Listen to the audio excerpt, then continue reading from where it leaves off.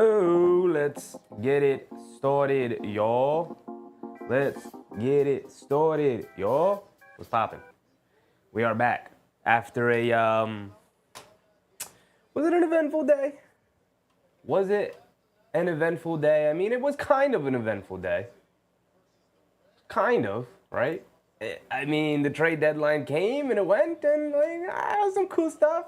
Some cool stuff today. Obviously, the biggest trades made during this deadline period was prior to today. So,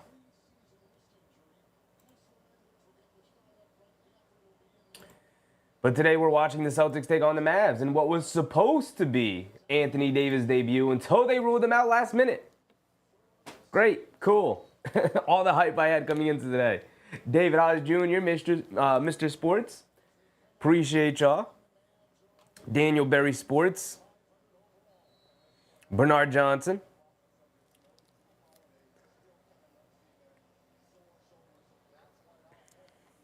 The only move the Knicks made today was they shipped Jericho Sims out for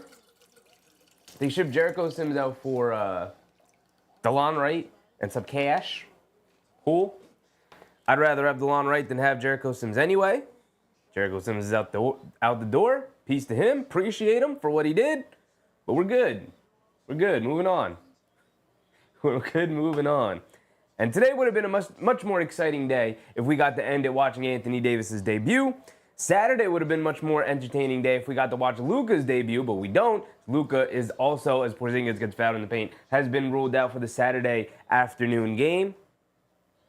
So, David said could have got more for Sims. A third-string center, David? Who do you... What? Dog, what? He makes like $4 or $5 million a year, $6 million a year. You're not getting anything for Sims. Knicks got the best they could for Sims.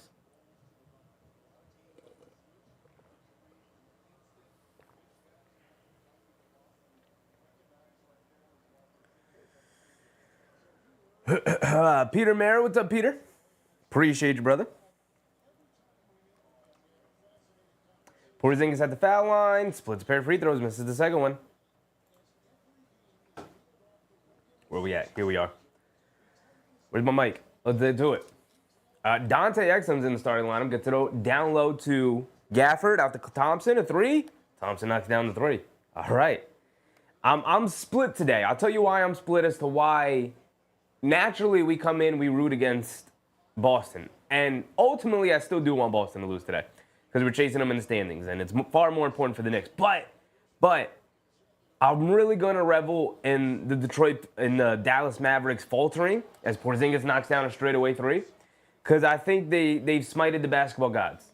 They've absolutely smited the basketball gods, and I'd like to see their team burn down in flames. Thompson catches, driving it down in the paint, scoop layup with the right hand, gets it to go. Klay Thompson with the first 5 points of the game for Dallas. Justice's dad, what's up, Justice's dad? David said the Cavs got better. Yes, they did. Yes, they did. One of the most, not underrated moves, because I think people recognize how good DeAndre Hunter is, but he was in the running for Sixth Man of the Year, and is still in the running for Sixth Man of the Year. We'll see whether or not the Cavs start him or not. I assume they won't, and we'll continue to bring him off the bench, but he'll averaging 19 a game. Decent defender at the wing position. He's got size. He's good, man. He's good. Klay Thompson driving it down, kicks it out. Dante Exum travels with it.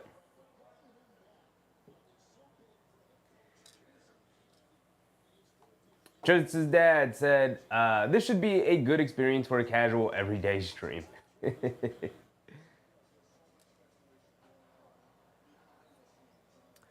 Derek White gets it over to Brown. Brown up top, dancing with it. A step back, mid-range pull-up jumper. Can't get it to go. Porzingis fighting for it, loses it. He was looking for a foul call. He's not going to get it. Klay Thompson bringing it down. Gets it over to Exum. Exum on the right wing for three. Takes forever to load it up, but he did get it to go down. David said Atlanta's in rebuild mode. How can they be in rebuild mode, David, when they don't have their own first-round pick? How can they be in rebuild mode? They don't have their first-round pick. Dallas fouls Porzingis off ball, fighting for positioning in the post.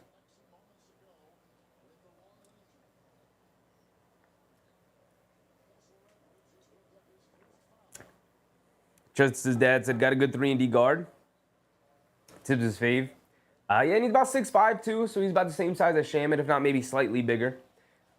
He's going to slide into that Shaman role. He may or may not play. I'm sure he'll get an opportunity, but he may not play, which is fine because Jericho Sims wasn't playing. We're moving on. We got some cash. As Kyrie Irving driving it down, gets a layup to go after a Gafford block leads to a wide open layup for Kyrie. And the Mavs are moving and grooving right now. Porzingis gets fouled down low, being held by Dante Exum, trying to give it to him down low in the post.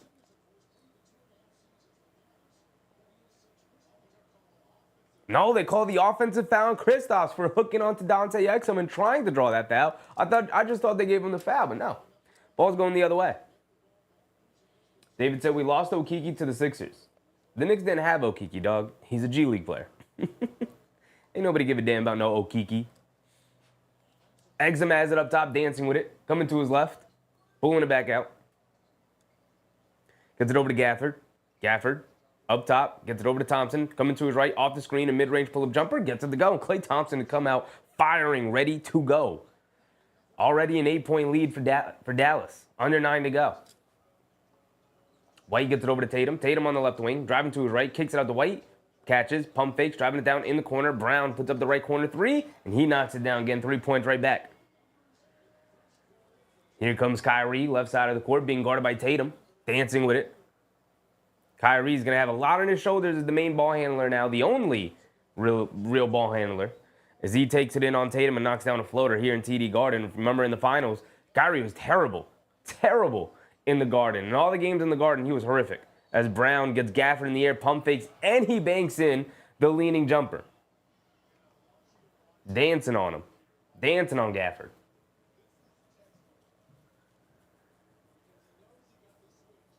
Just as that said, $2 million and no Sims is kind of a wash. You're not getting anything for Jericho Sims anyway. They got DeLon Wright. They'll use him at some point in the regular season. Kind of get by. He's a live body. He was playing poorly this year for Milwaukee, but Tibbs is gonna throw some dark magic on him. He'll be all right. He'll be all right with the Knicks. He's not going to be a mainstay in the rotation. He'll get an opportunity to be a part of the rotation, especially considering Tibbs is going to an 8-man rotation right now. But by all accounts, Mitchell Robinson is looking good and ready to go. Part of the reason why they didn't trade him is because he's looking good, but also because they didn't get any good offers considering he hasn't played all year.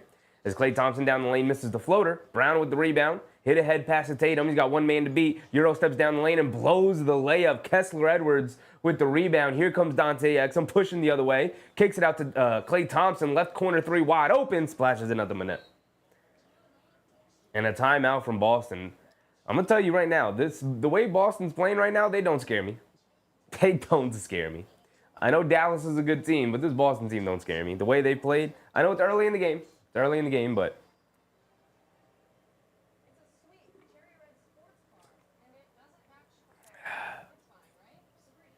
Just as Dad said, were you hyped for the Kyrie return in the finals?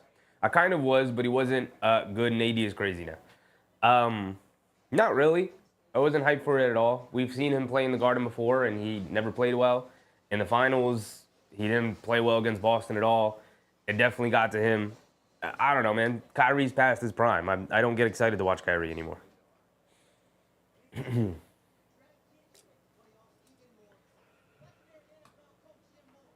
AD is crazy now for the Mavs. Yeah. I mean, we'll see how it works out with him in a non-stretch big. It worked with the Lakers a couple of years ago, but the league's a little bit different now than it was 5 years ago, the last time they won a championship, with Anthony Davis playing power forward alongside a center. It's going to be weird if you have Gafford and Lively and you go to lineups with Anthony Davis at center and one of those guys out. It's just going to be a little weird. We'll see how all that works out. I'm sure they'll figure it out as the season goes on, but with 30 games to go, you know, you kind of torpedo a little bit a lot of your chemistry that you've been building up all year, that you built up last year. But Anthony Davis is damn good. He's damn good. I don't buy at all the people who are like, oh, this helps Dallas in the short term. No, having one of the top 3 players in the NBA helps you in the short term. Not having a top 15 player.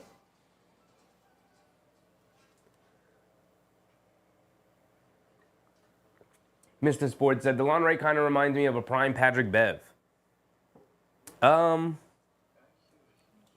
Maybe in DeLon Wright's prime, but he's not been good this year. He's been relegated to a bench warmer role with Milwaukee all season. So, we traded our bench warmer for their bench warmer. It's kind of what happened. Jericho Sims will probably get a chance to play for Milwaukee as they've lacked bigs, with Bobby Portis being their lone backup big that they can trust. So he makes more sense there.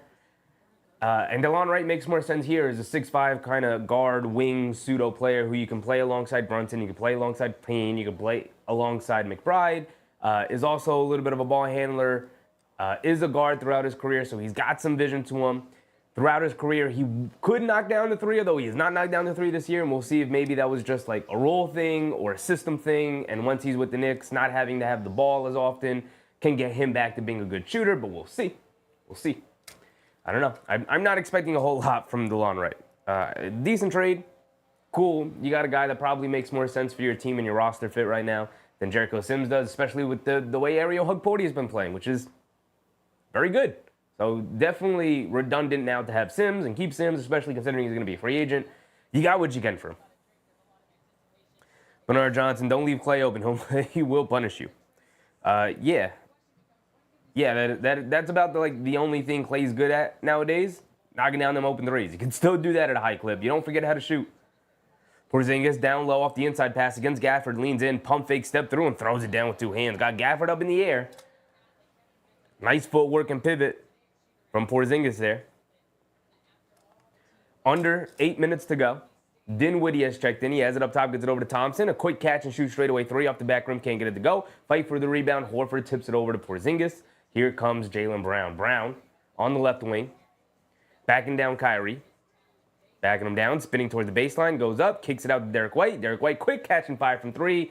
Way off. Can't get it to go. Kyrie with the rebound. And Derek White has cratered from three-point range this season as the season's gone on. He started off red hot, and he has cratered. Kyrie Irving, a sidestep straightaway three. He can't get it to go. Tatum with the rebound at 17-10, under 7 to go. Tatum bringing it down. He has it up top, being guarded by Irving. Gets it over to White, over to Porzingis. Porzingis up top, being guarded by Gafford. Fakes the handoff. Gets it out to Brown. Brown spinning, going towards the baseline. Stepping through, using his body to shield off Kyrie Irving, but blows the layup, and Gafford cleans it up with the rebound. Here comes Kyrie pushing the other way. In the paint, kicks it out the last second to Dinwiddie, back to Kyrie. Kyrie attacking Brown, dancing with it. Quick crossover to his right, gets past him. High floater off glass, can't get it to go, fight for the rebound. Kyrie tips it up into the air. Horford with the rebound. Here comes Derek White. White gets it over to Tatum. Tatum being guarded by Klay Thompson on the left wing. 25-26 was popping, my guy. K Hazy, what's up, K Hazy?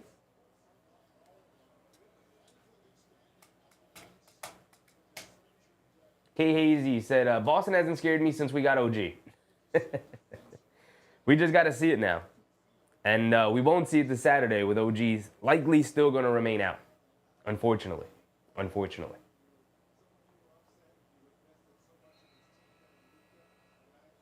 Tatum knocks down a technical free throw. Max Christie checks in. And Max Christie, playing his second game as a Mav, his Mavericks debut, he went off. I believe he was 4 for 4 from 3.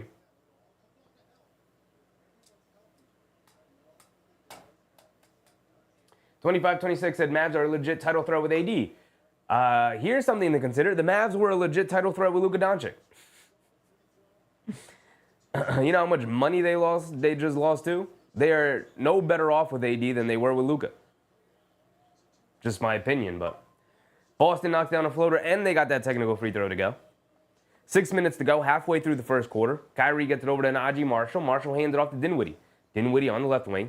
Coming to his right now, pulling it all the way back out, dancing with it, crosses over to his left in the lane, going under the basket, pulling it all the way out on the other end as Luke Cornett switches onto him, crosses over to his right, crosses over back out, loses the handle, picks it back up, throws a grenade over to Max Christie, who's got to chuck up a three and can't get it to go, but Najee Marshall with the offensive rebound. And the Mavs swing it over to Christie, driving it in on Cornett, bounce past to Gafford in the lane, gets the layup to go with the right hand over Cornett. Brown, quick crossover to his left, stopping, kicking it over to Cornett. Cornett in the paint, kicks it out to Pritchard. Pritchard on the right wing, pump fakes over to Derek White, right corner three, splashes it. Here comes Boston. The three-point shot starting to rain down as they've crawled their way back into the game, 19-18, regained some momentum here. Dinwiddie has it up top. Gets it over to Najee Marshall. Hands it off to Kyrie. Kyrie being guarded by White. Coming to his left off the screen. Kyrie probing his way down low in the paint. Pump fakes. Forces it down low to Marshall. Good defense from Porzingis. Not to go for the pump fake. Kicks it out to Dinwiddie. He's got to fire away with the shot clock winding down. Throws up a brick. Hits the side of the backboard. Pritchard able to run it down. And now Pritchard has it on the right wing. Pushing the pace for Boston. Gets it back to Derek White. Derek White driving along the baseline. Going all the way. Stripped out of his hands by Kyrie. And Kyrie bringing it down. Kyrie gets it over to Dinwiddie. Dinwiddie on the right wing. Dancing with it. Crosses over to his right. Down the lane. Scoop lay with the right hand. Gets it to go past Jaylen Brown.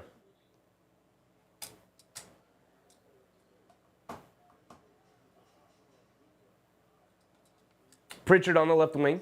Being guarded by Christie. Gets it up top to Porzingis. Porzingis back to Pritchard. Down low to Brown. Brown being guarded by Christie. Catches it. Has it along the left baseline. Coming to his right. Middle of the lane. Pump fakes. Falls away over him. Can't get her to go off the back rim. Christie chases down the rebound, and here comes Dinwiddie. Dinwiddie driving to his left on Pritchard, puts up a floater, gets the floater to go, and the foul on Peyton Pritchard, sending him to the foul line for one more free throw. 25-26, it's all about need. AD, a power forward, fits a need, and Kyrie returns to primary point guard duties. Although Kyrie is past his prime, and AD's 31 and made of glass.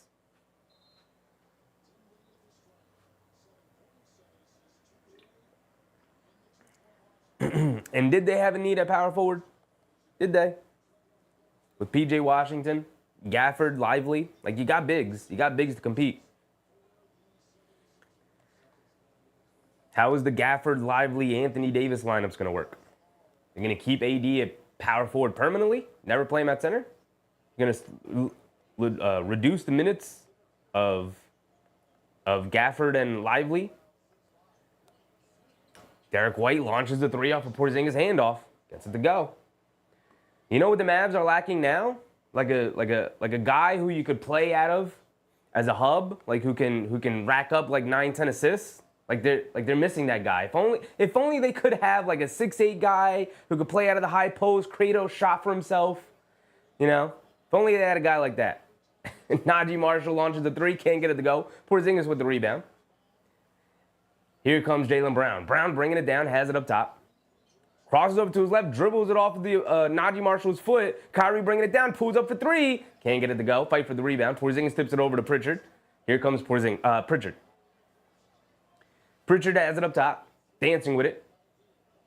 Gets it over to Brown. Brown swing through along the baseline. Gets it knocked out of his hands yet again.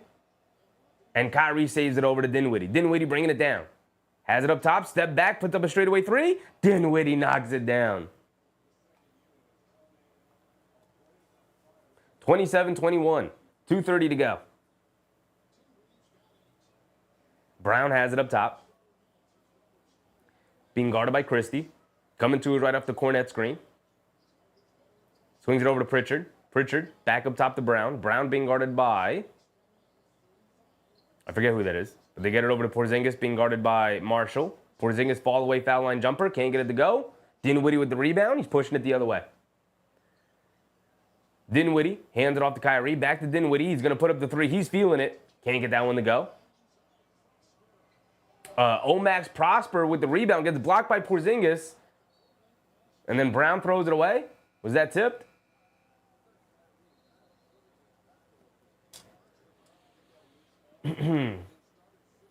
Justice's dad said area on pressures are getting run.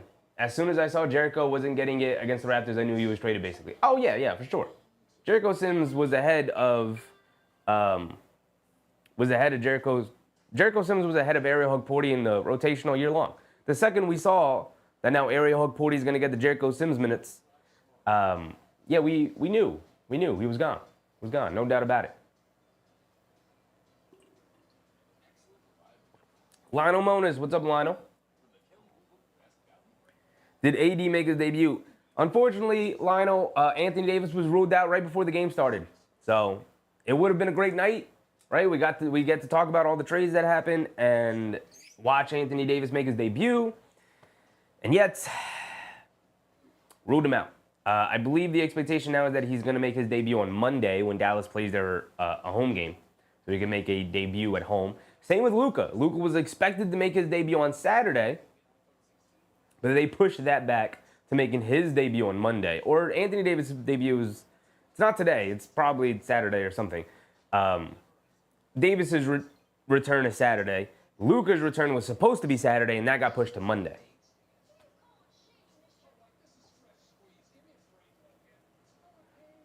Bernard Johnson said, I'm looking forward to that game on Saturday. Yeah, big game against Boston, man. Huge game against Boston.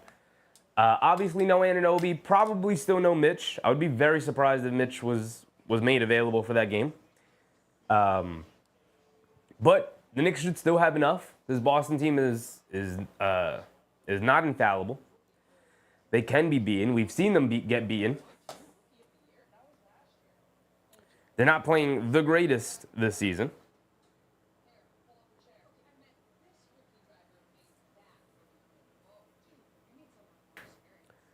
Just his dad said, Dallas Brands wants casinos, not Supermax contracts. Yeah. Yeah, the funny part about that is they're going to find out just how much money star players like Luka Doncic generates. Like, them jersey sales are going to plummet. That merchandising sale is going to plummet.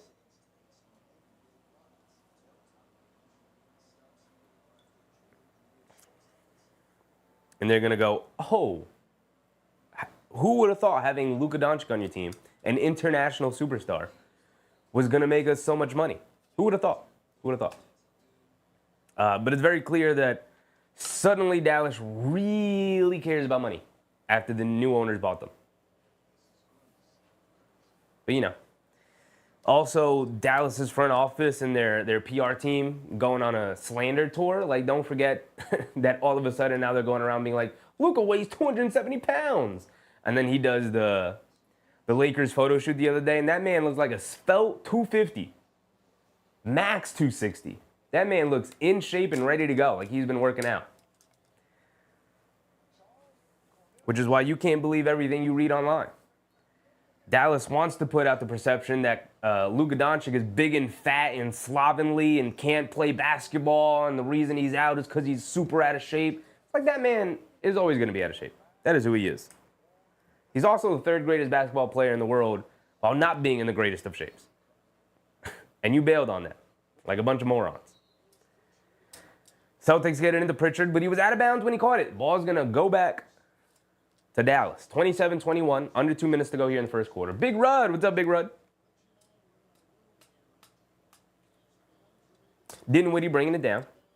Has it up top, coming to his right, off the screen. Swings it over to Christie, down the lane, puts up a floater, comes up short. Horford with the rebound. Here comes Tatum. Tatum has it up top. He's going to be picked up by Marshall. Coming to his left off the cornet screen. Euro stepping down the lane, just fends off Omax and lays it up and in. Omax just too small, brother. You got to get in the weight room. And then Dallas just turns it over, just trying to hit a simple go-ahead pass. Turns it over. Ball's going back to Pritchard. Pritchard gets it over to Cornette. Cornette has it up top, gets it over to Tatum. Tatum being guarded by Christie.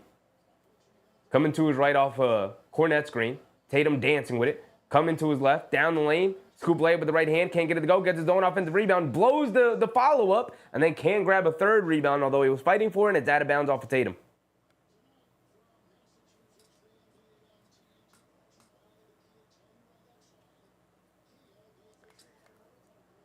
Dinwiddie bringing it down. Has it up top. Dancing with it. Crossing over to his left. Kicks it out to Omax. Driving it down. Goes up. Off glass. Gets it to go. Tough move from Omax Prosper. Pritchard up top to Tatum. Tatum being guarded by Dante Exum.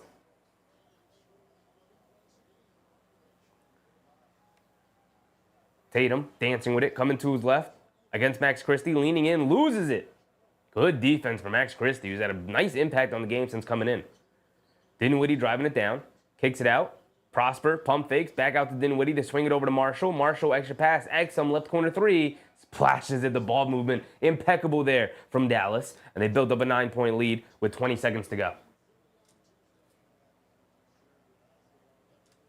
Pritchard bringing it down for what should be the final possession of the quarter here.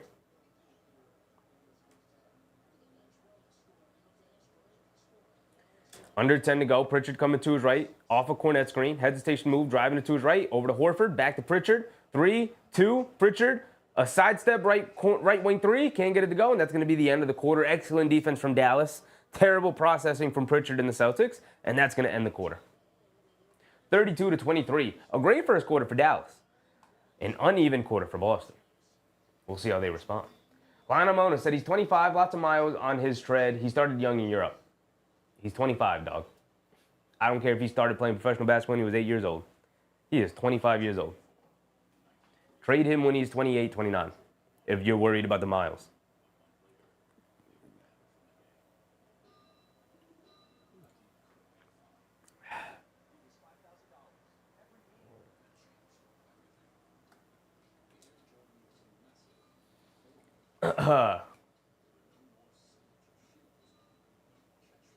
And I'm torn today about who to root for.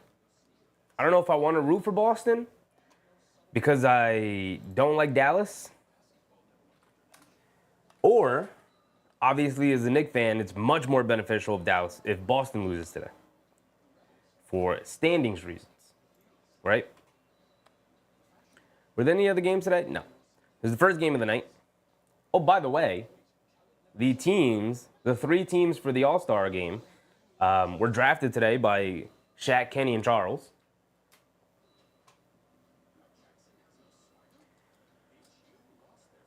The Rockets played the Timberwolves tonight. The Magic playing the Nuggets. Warriors, Lakers later tonight. Jimmy Butler expected to make his debut this weekend or Monday or something. Mark, what's up, Mark? Kings, Blazers later tonight, and the Blazers have been hooping. Shout out the Blazers. Shout out my man, Scoot Henderson. And the Pacers play the Clippers in the late game. Rooting for Pacers losses just because they're close to us in the standings. 25-26 said never root for Boston. It's not rooting for Boston, it's rooting against Dallas. You know?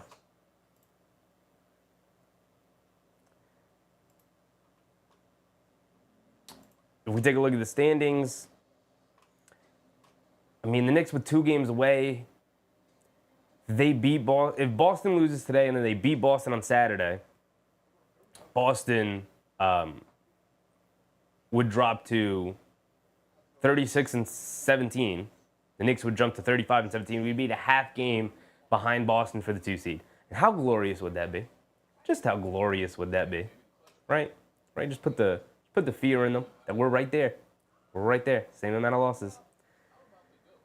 25-26 said, what is this All-Star draft? So the way they set up the All-Star game this year, because the NBA doesn't know how to motivate its players, the way they set up the All-Star game this year is that there's going to be 4 teams. One of the teams is going to be the Rising Stars team. So the All-Star players who are named to the All-Star team are going to be split up into 3 different teams. And there's going to be each team is going to play 2 games. It's going to be like a round robin kind of situation or something like that. I don't even know. I just know that there's 3 teams, a team Shaq, a team Chuck, and a team Kenny, and they were drafted earlier tonight during the pregame. If you guys want to know, Kenny took Jalen Brunson and Charles Barkley took Karl Anthony Towns. So they're going to be on separate teams during the All-Star game, which is just silly to me. Just silly. But either way, I will not be tuned in to the All-Star game because the All-Star game's whack now. But Klay Thompson driving it down, one-legged fall-away jumper in the paint, gets it to go. Klay Thompson has been hooping today. He said, no Luka, no problem. Watch me get my money. Pritchard bringing it down to start the second quarter here. Dallas with an 11-point lead. Tatum swings it over to Hauser. Hauser coming to his left, finds a spot, launches a 3, airballs it. And Boston is rushing their shots today, man. They look gross out there.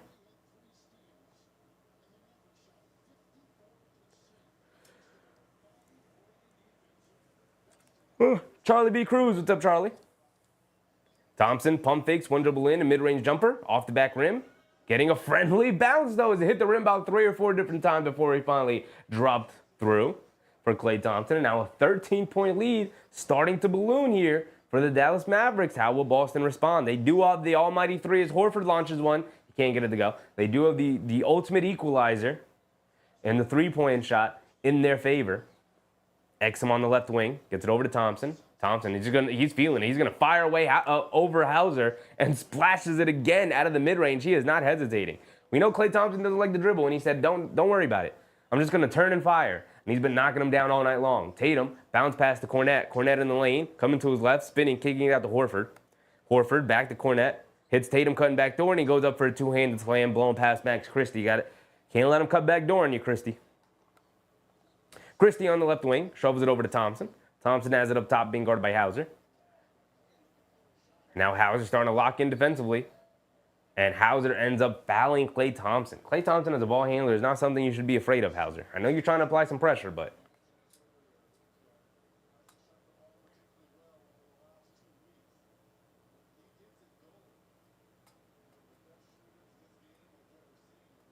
Mark said, watching my Terps, wanted to stop in and say hi and drop a like. Go Mavs. Appreciate you, Mark. Appreciate you. As Klay Thompson knocks down yet another pull-up mid-range jump shot. He is feeling it tonight. Not from his normal range of the three-point line, but hey, man, if you're gonna hit every mid-range jumper, go ahead, take him. Horford down the lane, throws the lob to Cornette, who blows the lob layup and don't have the athleticism to go up, catch that, and throw it down. So he tried to lay it up and in, and he blows it. They double-team Klay Thompson, gets it out to Exum. Exum kicks it out to Najee Marshall, driving it down, puts up a floater, and Najee Marshall gets the floater to go. And a timeout from Boston as a 17-point lead has ballooned here. Boston on their home court. I'm not going to lie. I'm kind of reveling in Boston getting their butt kicked right now. K. Hazy, Klay is killing them. He is murdering them. He is slapping them up and down all around the court.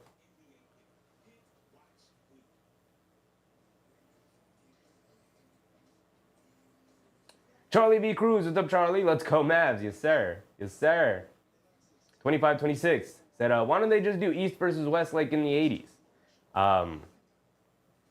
Because they were doing East versus West, and then the players were like, why are we playing so hard? This is, we're supposed to be on vacation. It's supposed to be our rest time. Why are we playing so hard? Let's just chill it out. And then the All-Star games got really, really, really boring, and the viewership for it plummeted. The people who did watch it incessantly complained about how terrible it was. It was a horrific product for the NBA. And so they tried to switch things up. They did the Elam ending a year. They did player drafts, thinking that like, if we made it like a pickup game where, you got to play with the guys you've always wanted to play, and it was like a pickup game, and then maybe the guy who got taken last was going to feel hurt by it, and he was going to come out and try and make a statement. And they tried all these different ways to spice up the All-Star game and make these guys actually try and compete. And they just never really worked. So they're trying it again with something new.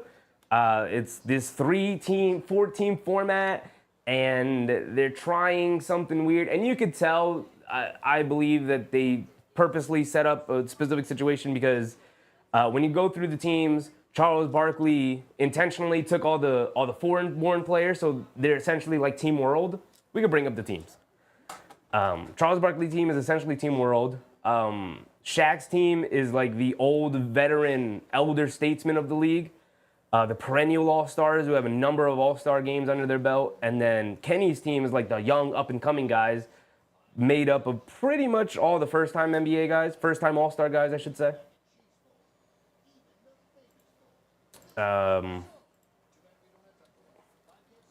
NBA all-star teams.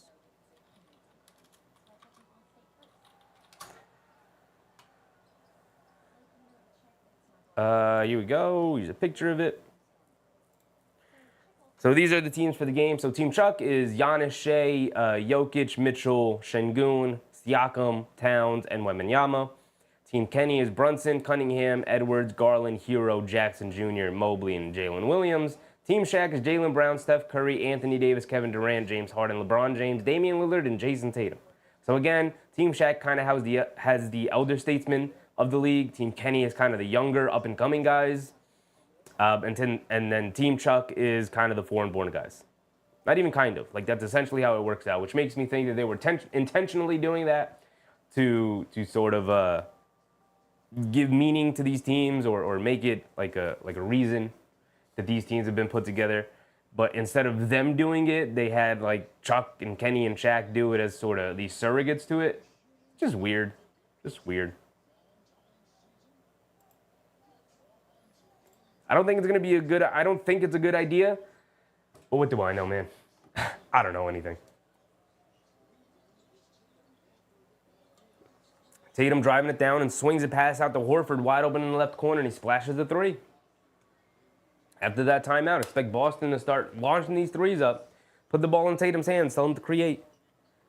Exum has it up top. Gets it over to Thompson on the right wing. Coming to his left, off the screen. They show two. Thompson picks his dribble up, gets it over to Gafford. Gafford kicks it out. Najee Marshall, right corner three. Can't get it to go. Fight for the rebound. Horford picks it up. Here comes Tatum. Tatum has it up top. Being guarded by Christie. Coming off the screen. Quick crossover to his left down the lane. Swings another pass out to Horford, who catches and pump fakes. Euro stepping down the lane. Kicks it out to Pritchard. Pritchard pump fakes. Driving it down. Kicks it back out to Horford. Horford, with the shot clock winding down, spins towards the baseline. He's got Marshall on him, leaning in, fall away jumper along the baseline, airballs it. Great defense from Dallas yet again. Boston hesitating on too many threes. Thompson inside the Christie, reverse layup, gets it to go. And the Mavericks are hooping on the Celtics right now. The Celtics look old and tired out there in comparison to this Mavs team right now.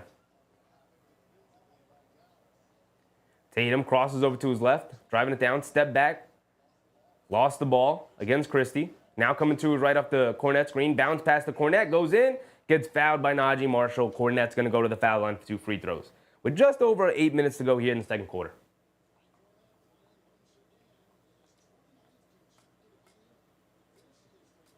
Bernard Johnson said, don't forget to hit the like button. Appreciate you, Bernard, reminding people to hit the thumbs up button. Yes, if you're in the stream and you haven't hit the like button or you haven't hit the thumbs up button, please go ahead and do so. It is the best way to support the stream, and I'd very much appreciate it. Thank you, guys. Cornet misses the first free throw. Charlie B. Cruz. Charlie said, after this trade deadline, Knicks can still get players from the free agency, right? Like a buyout team, yes, they can still sign guys. I believe March 1st is the deadline for when you can sign a buyout guy and have them active on your playoff team, your playoff roster. We're still looking for that 15th player in the roster. We are. The Knicks and most good teams usually tend to hold out one more roster spot, just in case of the buyout market. If there's somebody who becomes available, you have the opportunity to sign them. Cornet does knock down his second free throw, so it's 44-29 with 8 minutes to go. Christie up top coming to his right off a couple of screens. Now hesitating, driving it down, put the floater off glass, and gets it to go. And Boston continues to struggle to keep the ball in front of them right now. 25-26 said the Celtics are overrated.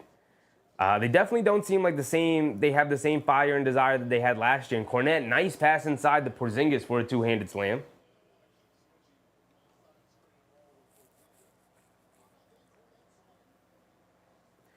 Gafford has it in the high post.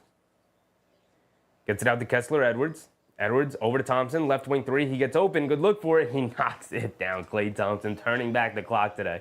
He is turning back the clock this afternoon. He's got 21 points. He's 9 for 11 from the field and 3 for 4 from three-point range.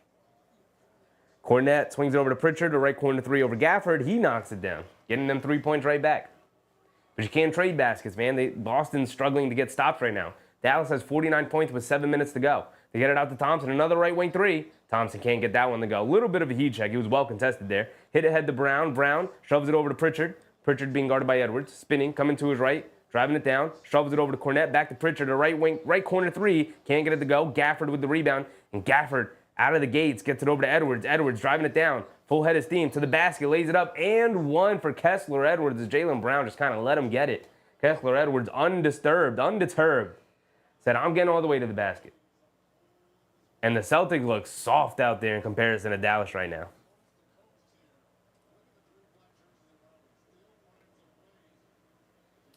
Prayers Unbound. What's up, Prayers? As a first apron team, Knicks can't sign a player who was bought out or had a previous salary of $12 million or more. Yes, they are limited on who they can sign from the buyout market, but they will still be active in the buyout market. I don't know who's available or who's likely to be available, but oftentimes it's somebody you don't really think. But we'll see. Buyout has definitely been hampered the last couple of years. I thought Kyle Anderson might be a guy that would be bought out, but he ended up going to the Heat, so he's likely to stay. So outside of that, I really don't know who the Knicks would get, but I'm sure they'll look to get somebody who's not going to end up being a part of the rotation as Brown knocks down a pull-up three off a screen.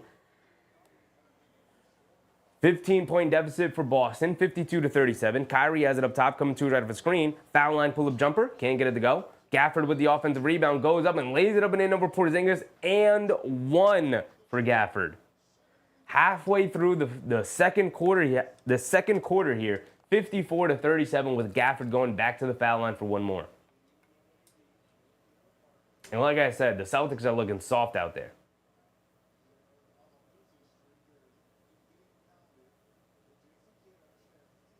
Charlie said, Klay is now the new Luka of the Dallas Mavericks.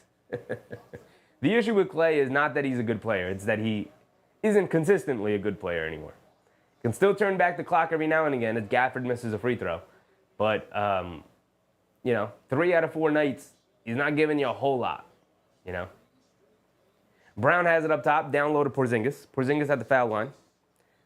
Taking it in on Gafford. Pump fakes, leaning in. Fall-away jumper over Gafford. Gets it to go. Dinwiddie bringing it down. Dinwiddie up top. Started off the game really well. See if he'll continue his good shooting. They get it over to Kessler-Edwards. Jab step. Driving to his right, going under the basket. Hands it off to Thompson. Thompson, one-legged fall-away baseline jumper, gets it to go. Klay Thompson is unreal right now. Klay Thompson is hooping right now. He said it's 2016 again. It's 2016 Klay Thompson again. Brown on the left wing, driving to his right, leaning in, puts up a tough contested floater, can't get it to go. Cornette with the offensive rebound, kicked it out to Porzingis. A deep three for Porzingis. He can't get it to go. Gafford with the rebound. Here comes Thompson. Thompson bringing it down. He's going to want to take this shot. Driving all the way to the basket. Shovels it over to Gafford, who goes up. Well contested. No foul. A lot of contact. But Pritchard able to come up with it. He's bringing it down. 5 minutes to go here in the second quarter. Pritchard coming to his right off the Porzingis screen. Now to his left off a re-screen.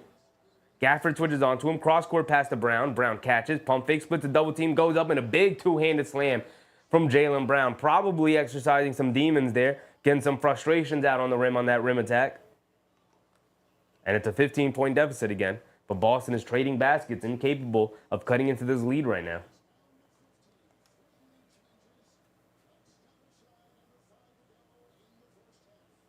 Bernard Johnson, that's right, Mavs, let's go.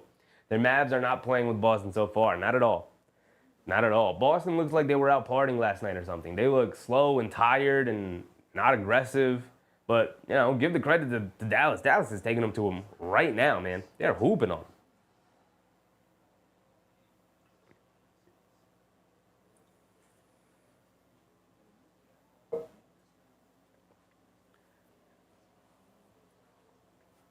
Under 5 to go here in the second quarter. And Dallas has all of the momentum in the world. All of it.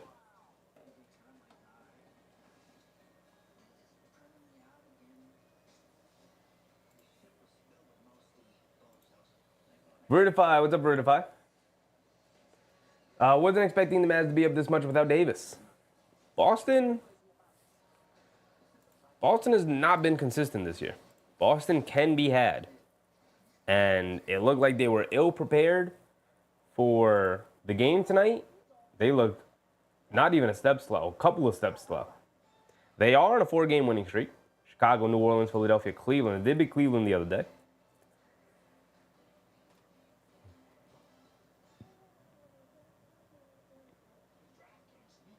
The last loss was Houston. They lost to the Lakers, and this was the stretch where they were winning one, losing one. That whole stretch there. But they've been on the road for a bit, and they're back home versus Dallas. Knowing this is a nationally televised game, you would think they would have been ready for tonight, but clearly they are not. Clearly. And Dallas has an excellent game plan to go against them. Teams may just be more ready and aware for what Boston wants to get accomplished, and Boston has yet to really find, well, they have, obviously. They're the second seed in the East, but Boston has consistently been taken advantage of. Charlie B. Cruz said 76ers leading by 26 points against the Celtics a few days ago, and still the Celtics win. Yes, that was a significantly inferior team in the 76ers, though. I don't think this Dallas team, although anything's possible, don't get me wrong. I'm not saying that it can happen. I'm just saying I would doubt that this Dallas team, this is a very good Dallas team. I would doubt that this Dallas team, even without Davis, would blow a 26-point lead. Philly almost expected that to happen. But we'll see. We'll see. I will say that a 15-point lead with Klay Thompson playing the way that he's playing is not the greatest of leads. You're only up 15, and Klay Thompson is on an absolute heater right now. So.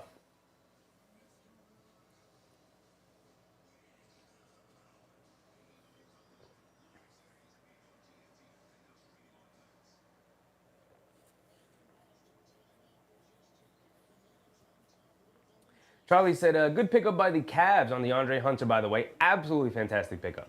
Hawks choose to downgrade, giving away Bogdanovich, too. Yeah, I don't understand what the Hawks are doing. They don't own their pick this year. Why give away the talent and give, I believe it's the Spurs, a better pick? Yeah, the Spurs have their pick because of the DeJounte Murray trade. Kyrie misses a pull-up jumper coming out of the timeout. White has it up top, coming to his right, spinning back to his left in the paint, puts up a floater, gets fouled, and one for Derek White. Okay? All right, I'm here for a good game. I hope Boston loses it at the end. I hope Dallas collapses a little bit, but Boston still finds a way to lose. And both teams walk away from this game disappointed. That is, would be the best outcome for me. Mark Avon, what's up, Mark? We got a couple of marks. Astra Cat, what's up, Astra? Why do we care about a Celtics game? Because we want them to lose. They're losing, maybe that's nice. Yes, we want them to lose, absolutely. We want that 2 seed. Derek White knocks down his and one free throw. Dinwiddie up top gets it over to Thompson. Thompson being guarded by White. They show a double team over to Dinwiddie, down low to Omax Prosper. Hits Najee Marshall with the reverse layup going along the baseline. Beautiful ball movement and player movement from Dallas there. Getting an easy one. Brown dancing with it on the right wing. Cross court to Porzingis. Hands it off to Tatum. Tatum out by the three-point line on the left wing. Inside the Porzingis in the high post. Knocked out of his hands by Kyrie. Kyrie just knows where Porzingis is going to put that ball. Every time they throw it into Porzingis, he's bringing it down. And Kyrie is getting his hand in there and knocking it away. Under 4 to go. 14-point lead for Dallas. Dinwiddie gets it over to Prosper. Hands it off to Thompson. They show 2 to Thompson inside the Prosper. Prosper hits the bounce pass to Kyrie. Kyrie being guarded by Cornette. Kicks it out to Dinwiddie. Driving to his right. Stopping. Spinning. Gets fouled by Derek White.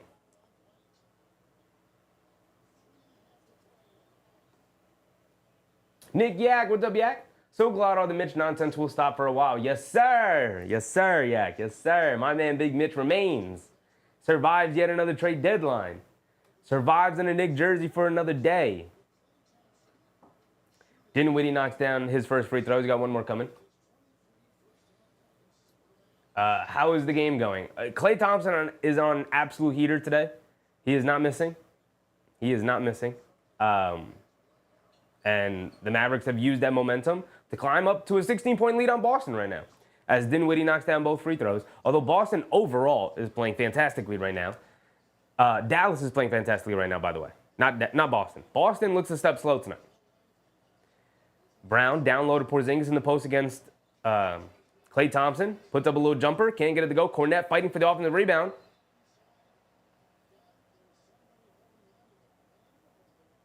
And then I think they're going to wave off the Cornette basket. I think they're going to wave off. They wave off the Cornette basket. No, they count the Cornette basket. But there was a foul somewhere. I don't know. Count the Cornette basket on the offensive rebound and putback. But there was a foul. And now Klay Thompson has it up top. Okay. They swing it over to Dinwiddie. Out to Najee Marshall. Back up top to Dinwiddie. He's got to put it up with the shot clock winding down. Right over Jaylen Brown. Right in his mouth. Right between the eyes. Knocking down the straightaway 3. Brown on the right wing. Jab step. And they call a foul on Omax Prosper being too physical with Porzingis.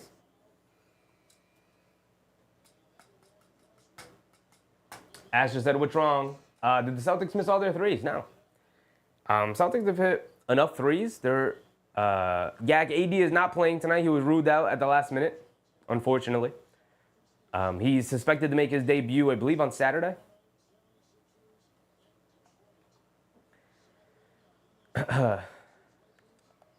Derek White, a left wing 3, can't get it to go. Max Christie bringing it down. Has it up top. 63-46. Christie gets it over to Kyrie. Kyrie back to Christie. Coming to his left, stopping, pump faking, stepping through. Gets blocked by Porzingis. Swings it out. Najee Marshall, left corner 3. Can't get it to go. Brown with the rebound. Quick outlet to Tatum. Tatum's going to slow down as 4 defenders come back. Nope, now he's going to step back for a 3, and he's going to knock it down. And they're going to need Jayson Tatum to step up here. Asher said, still the Celtics are the most boring team to watch in the NBA. Dinwiddie driving it down. Goes up for a floater, gets it to go down. Tatum bringing it down.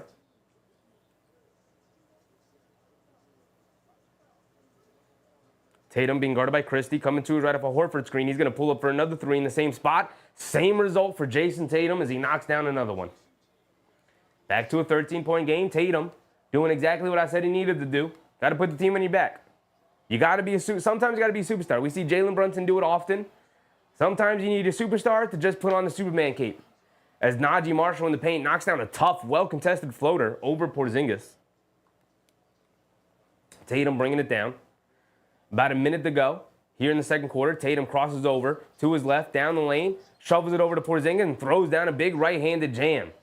A lot of contact, bodies hit the floor for Dallas, but it results in 2 points for Porzingis. 67-54. Dinwiddie has it on the left wing. A lot of standing around, a lot of palms in the air. Just hand it off to Kyrie. Give me the pick and let me go to work. Kyrie in the left corner, dancing with it against Tatum. Stop, step back, fall away jumper over Tatum. Can't get it to go. Horford, good box out and rebound. And here comes Derek White. Derek White's going to rush a shot here, going for 2 for 1, and he just puts it up. Derek White can't get it to go. I hate that shot. Why do that? Just get a good shot. Just get a good shot. Dinwiddie has it on the left wing. Crosses over to his left on Tatum, going under the basket, kicks it out to Christie. Christie over to Kyrie. Kyrie on the right wing, being guarded by Brown. Jab step, coming to his left, Euro stepping down the lane, lefty floater, can't get it to go. Horford with the rebound, quick outlet to White. White in and out dribble, driving to his right, gumming down the lane, scoop away with the right hand, gets it to go down. Big basket from Derek White, knocking it only down to an 11-point game. At one point, the largest lead of the game, I believe was either 16 or 17.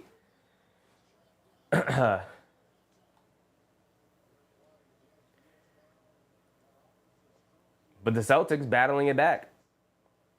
Knocking it down to an 11-point game. Manageable. Manageable for the Celtics. Yeah, I said, I bet Mavericks beating them on the boards. Let's go through it. Let's see what is working for Dallas here. By the numbers. What do the numbers tell us? The numbers tell us that Klay Thompson's on an absolute heater right now.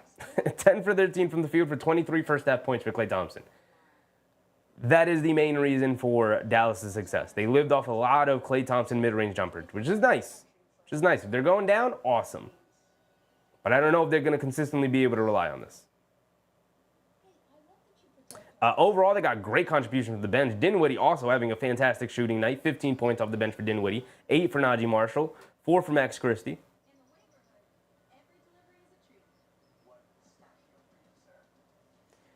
Overall, they had 19 boards and 10 first-half boards for Daniel Gafford. Outside of Daniel Gafford, though, not a whole lot of rebounding. They have 19 total rebounds and 4 offensive rebounds. Boston has 22 rebounds. So Boston's actually winning the rebounding game. The reason why Dallas is winning is because of this guy right here. This young man right here just decided to turn back the clock today.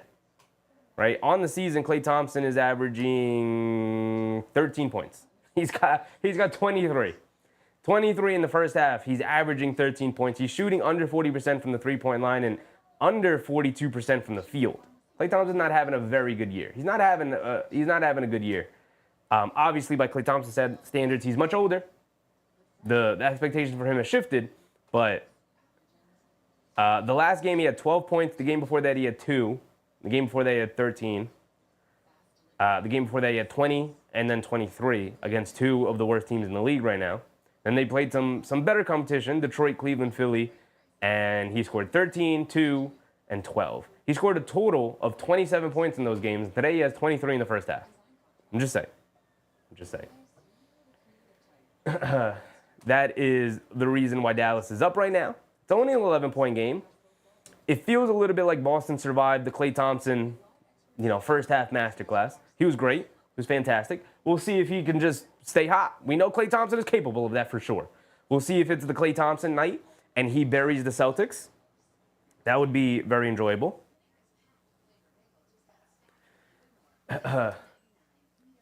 Rude if I said, count on Max Christie, no Max. Max Christie played great. Thought he was great defensively. He's 2 for 5. Looking at his box score, he's a +7. Looking at his box score, 4 points, 2 boards, 2 assists. Doesn't stand out at all. 1 block. Looks like, all right, Max Christie was in the game. He did some stuff. But his effort and his effervescence out there was great. I know the Lakers really didn't want to give him up.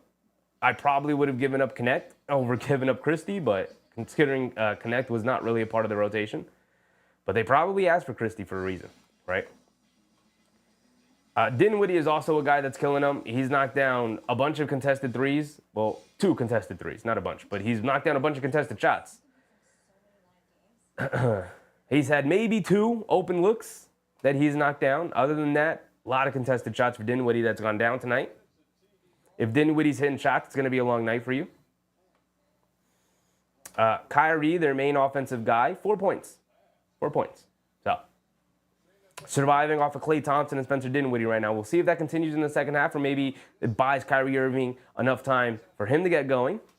But I would be nervous if I was a Dallas fan. Like, I don't know if we're getting that same performance in the second half from our guys and that same performance in the second half from Boston's guys, right? Overall, some equal scoring all around. Tatum finally got going at the end. He hit 2 threes to end the second quarter. So going into, for majority of that first half, he was sitting on 5 points. Like, this is the thing where I'm like, I need Tatum to be more aggressive.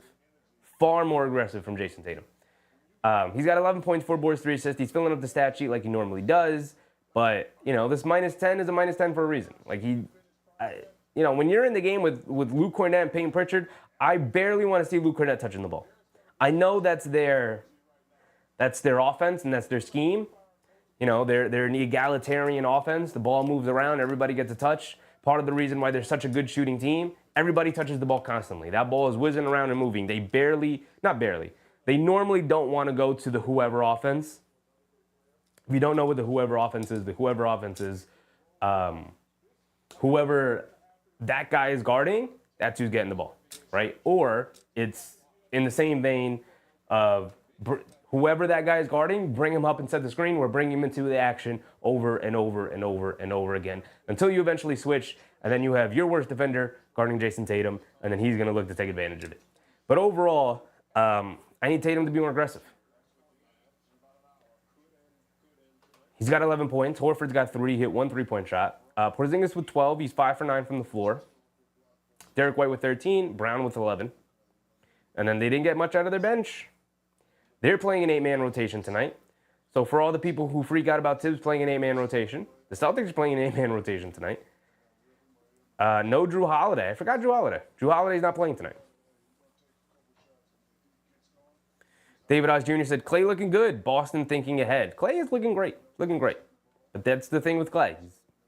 Now that he's older, he's a lot less consistent. This is Klay turning back the clock.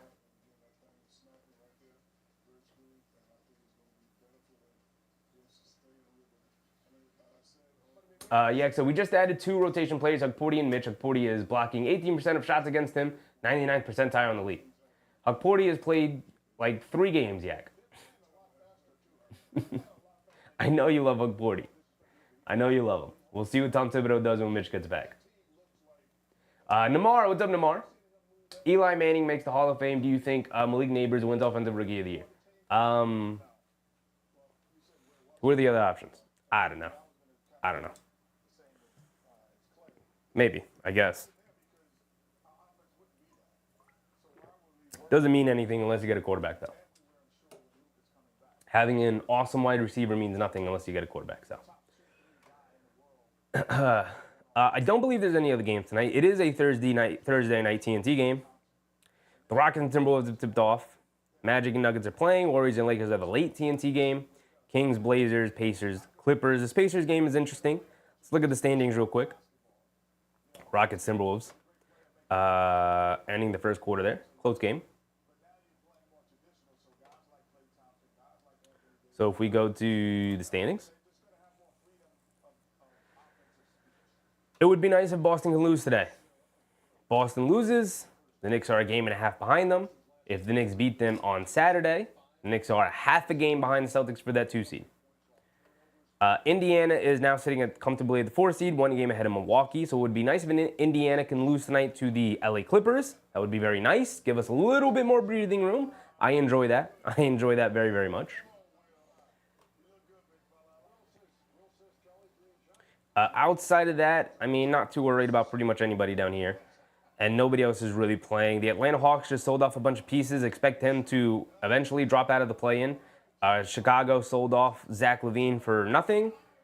Although bafflingly, they kept Vucevic and extended Lonzo Ball, which I love Lonzo. So happy he got the extension. But why did it have to come from Chicago? Like, why would they not trade him to a good team who could need him? You know? I'm sure Lonzo was on the Knicks' radar, and then they extended him, and they were like, oh, okay, I guess we can't trade for him. Because there was a report late during the deadline that the Knicks were interested in a lot of Chicago's guards. They got like 6 to 7 of them on the roster. So I'm sure they probably called them at some point just to check in on what the price for them was. The price obviously wasn't there, which is why they didn't make a move. Also, they don't necessarily need another guard, so there's that. But with Chicago selling pieces off, Atlanta selling pieces off, Philly this is now their opportunity to finally jump into like at least the 9 seed. But there's going to be an opportunity. Toronto traded for Brandon Ingram, a deal that went completely like nobody talking about it because who cares? Toronto traded for Brandon Ingram. So now they have, I guess, like somewhat of an all-star level guard on their team. All-star level player on their team. And Ingram. Awkward kind of fit, but okay. Let's see how that works out. It should be enough in order to get them up to at least contend for that play-in spot because the Nets are going to continue to fall. Chicago's going to fall. Atlanta's going to fall. So they have to, and they had been winning a couple of games. Obviously, the Knicks went out and beat them, but Toronto, they did have, a 5-game winning streak there. Lost to Chicago, beat the Clippers, lost twice to the Knicks, Memphis, but now they play OKC, so that's going to be rough. And by the way, news on the Oklahoma City Thunder front, Chet Holmgren is going to make his return tomorrow. Chet Holmgren will make his return to the lineup tomorrow, Friday. That might be a game we tune into. What time is that game? Cavs are playing the Wizards, Bucks playing the Hawks, Heat playing the Nets, 76ers playing the Pistons. Raptors playing the Thunder at 8 o'clock. So we might have to tune into this game to see the Chet return. Why not? 8 o'clock game. That might be the game we check out. It's either that or this 76ers Pistons game, which honestly, I'm personally not all that itching to watch it. And then these other games kind of suck. But the Hawks trading everybody off. I don't know if we're going to watch another Hawks game this season. The Heat finally got rid of Jimmy Butler, sending him to the Warriors. We went over that last night during the game. Veridify said, Boston sucks. Boston sucks 1984 playoffs at the Garden. I was there. David said, the only good game tomorrow is Sixers-Pistons. This Raptors-Thunder game takes on a whole new meaning with Chet Holmgren coming back. I might want to check that one out.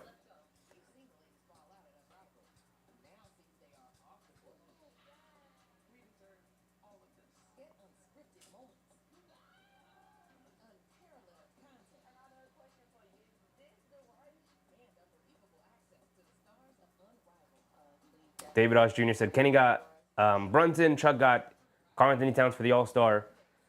The Riverside Heat Nets got to see Wiggins. Come on, dog. We don't care about no Heat. We don't care about no Andrew Wiggins. Yeah, so these are the teams for the All-Star game. I don't necessarily know what the format is. I don't care to learn it. I really don't. I'll just have it on in the background while I do some work on something else. I don't know. I really don't know. I think doing this format is really silly. But these are the teams. Team Chuck essentially went the foreign-born player route. He's got Giannis, Shea, Jokic, Donovan Mitchell, Alperen Şengün, Pascal Siakam, Karl Anthony Towns, and Victor Wembanyama. Kenny went with the young up-and-coming players. He's got Jalen Brunson, Cade Cunningham, Anthony Edwards, Darius Garland, Tyler Hero, Jaren Jackson Jr., Evan Mobley, and Jalen Williams. And Team Shaq went with the older, more veteran, established players. Jaylen Brown, Steph Curry, Anthony Davis, Kevin Durant, James Harden, LeBron James, and Damian Lillard, and Jayson Tatum. So there's that. February 16th, next weekend.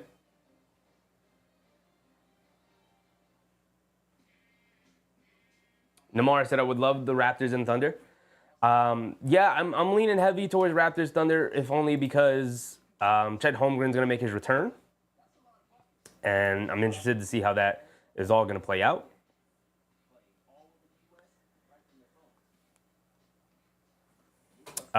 Tomorrow is our last game before the Knicks play. And I was thinking of Saturday. I was thinking of this. I don't know if we're going to end up doing it. Tomorrow, Pacers play the Lakers at 4 o'clock. Now, the reason why I was thinking of doing this and the reason why ESPN picked this game up, even though it's an awkward start time, 4 o'clock Eastern, is because it was expected to be Luka Doncic's Lakers debut. Now, before the game started, they did put out a report that they don't expect Luka to no longer play on Saturday. They now expect him to make his debut on Monday. Monday. Do the Knicks play on Monday?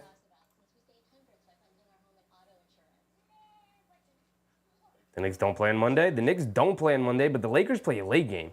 I might just have to stay up and do this late game anyway. Lakers play a late game against the Jazz at 10:30. We might have to stay up and watch this Lakers game for Luka's debut. If it's not Saturday and it's Monday and it's a 10:30 start time against the Jazz, we might just have to wake up and do it. Stay up. We might just have to stay up and do this game.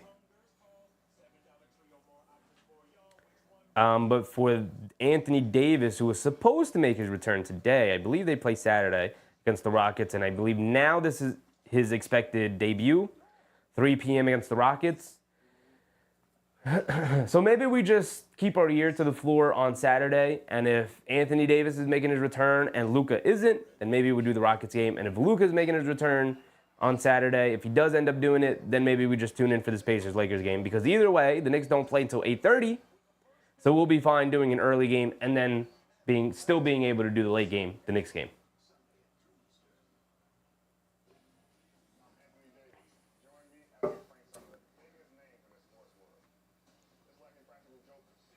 Bird was like, Luka, not that important. You have years of that bum? All right, buddy. Sure. I guess you don't like basketball, huh? Sometimes you just got to enjoy basketball, dog. All right, here we go. Getting ready to check back in after halftime.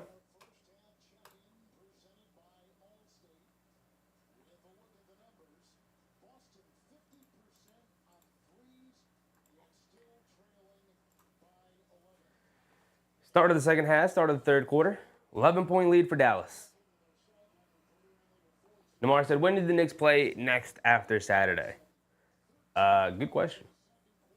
Good question, Namar. Normally, I have my whiteboard back there set up, but I still have it set up for the January schedule. I got to change it tomorrow morning.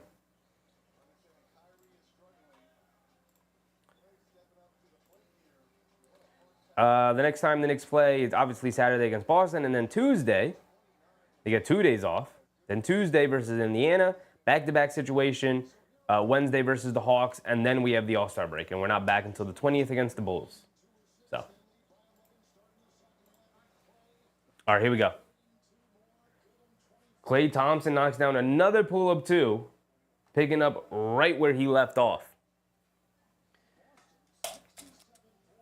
Tatum has it up top, being guarded by Kyrie, gets it over to Porzingis. See, that's like Tatum's just got to take Kyrie to the basket there. Down low to Porzingis. Porzingis turns, fires over Klay Thompson, can't get it to go.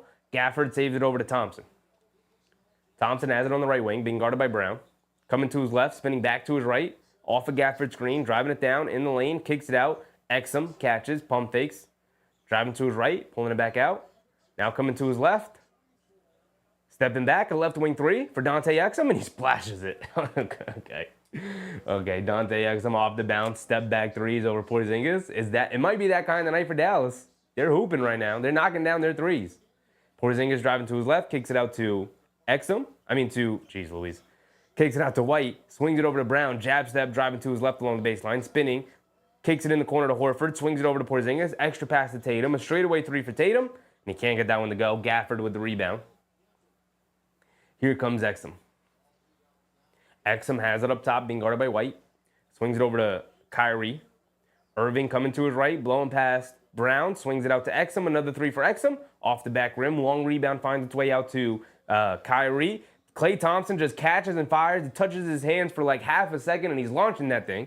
Tatum over to Brown. The Celtics are pushing in transition. He's blowing past Gafford. He lays it up. Can't get the layup to go, but he is going to go to the foul line for 2 free throws as Gafford tried to wrap him up and intentionally foul him.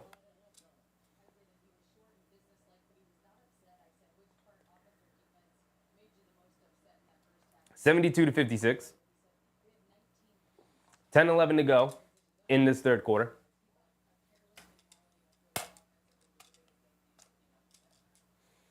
And honestly, this is a little reminiscent to the way Boston played against Cleveland the other night. The only difference is that Cleveland was just as bad as Boston in terms of playing a step slow.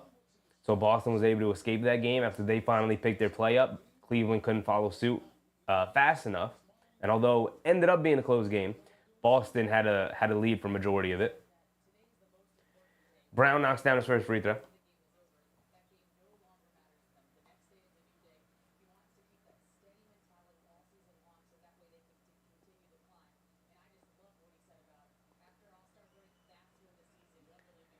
Brown knocked down the first one, knocks down the second one.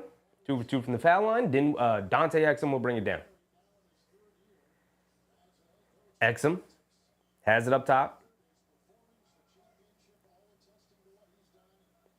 Being guarded by Derek White. Gets it over to Kyrie. A left wing 3. Catch and fire and gets it to go for Kyrie Irving on the left wing.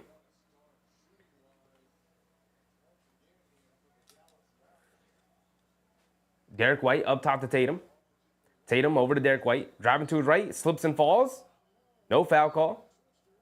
And Gafford wraps him up and it's going to be a jump ball.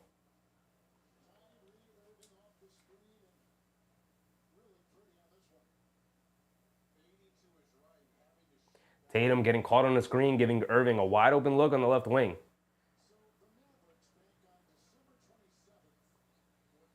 Just doesn't have that urgency. This Boston team just doesn't have that urgency right now.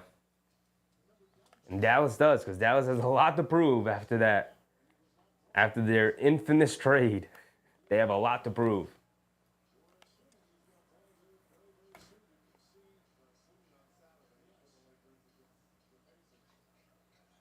Fight for the loose ball. Horford gets it, kicks it out to Tatum. A straightaway 3 for Tatum. Bricks it off the side of the backboard. You know, sometimes you just got to put your head down and get to the basket, and Tatum is just not doing that. Thompson bounced past the Gafford for a two-handed dunk, and it's ballooned back up to 19. Just like that, an 8-0 run for Dallas, pushing it to a 19-point game, 77-58. And like I said, Boston getting their brakes blown off right now. My goodness, Boston. Show up. Do something. Have a pulse. Have some pride. Dallas is playing extremely well. Got to give credit to Dallas. But Boston's better than what they've shown. Clearly. We've seen them play significantly better, but man.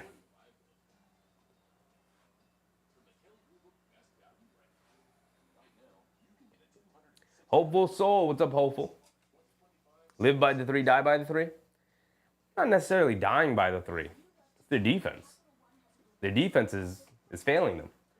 The Mavs have 77 points with 9 minutes to go in the third. That is not championship level defense right there. It is not the three-point shot that is failing them. It is their defense. Their defense has not been good at all. Although, in your case, hopeful, you could also say Dallas is living by the three right now because Dante Exum's knocking them down. I mean, if we go back to the box score, Dallas right now from three-point range is shooting 9 for 21 for 43%, which is good. Not like extraordinary, but that's a good number. Boston's 9 for 20, so about the same. So like I said, it's not really a three-point shot. I thought the three-point shooting variance would be leaning much more in Dallas's favor, but it's not. It's not. They're just outplaying them. 60% from the field for Dallas. Like 60% is just way too much. If you fancy yourself a championship level defense, you wouldn't allow them to shoot 60% from the floor. While the Celtics are shooting a much more regular 45%, which is just normal. It's a normal percentage. Everything's pretty even across the board. It's just Dallas is knocking down more of their shots, right? A lot of that is being bumped up by Klay Thompson not missing tonight. 11 for 15 from the field is excellent. Not even good, it's excellent. And obviously, he's only taken 6 shots out of his 15 field goal attempts. So he's not living by the three either. You know, he's getting into the lane and knocking down mid-range shot after mid-range shot after mid-range shot, which hasn't always necessarily been a huge part of his game. It's always been a part of his game, but not a huge part of his game. Charlie B. Cruz. Charlie said, when we face the Celtics next game, I hope Tibbs thought of a way to defend the barrage of threes. Honestly, I think part of it is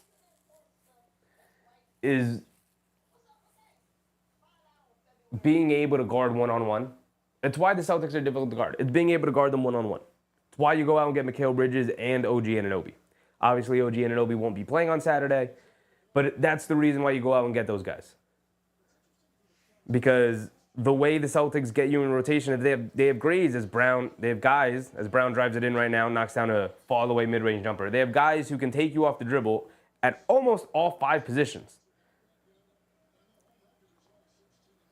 Between Tatum, Brown, White, Holiday, and then even Porzingis a little bit is dangerous even with the ball in his hands. Is Thompson a baseline fadeaway jumper? Knocked out of bounds by Boston. Couldn't gather the air ball miss from Thompson there. The Celtics, they essentially have 4 or 5 guys on the court at any given time who can beat you off the dribble. And once they do that, they get you in rotation. And having 4 or 5 shooters out there at any given time, pretty much 5 shooters at all times, is how you get teams in rotation, how you end up with wide open looks. And they're really smart how they generate them. It's not really game planning. It's oftentimes effort. You got to be able to get that. Gafford knocks the offensive rebound over to Kyrie Irving, who knocks down a little midi jumper. And again, the Celtics getting killed with some effort plays here. 79-60. Horford hands it off to Tatum and right through the hands of Tatum.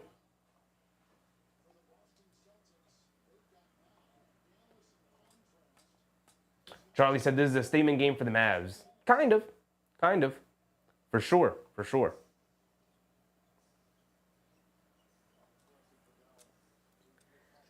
Kyrie down the lane, puts up a jumper. Can't get it to go, but they call the foul on Derek White. It's crazy how poorly Derek White is playing right now. Derek White essentially had a career season last year with the Celtics in his first, I think it was his first full year, wasn't it? Wasn't it his first full year with the Celtics? He was great for the Celtics last year.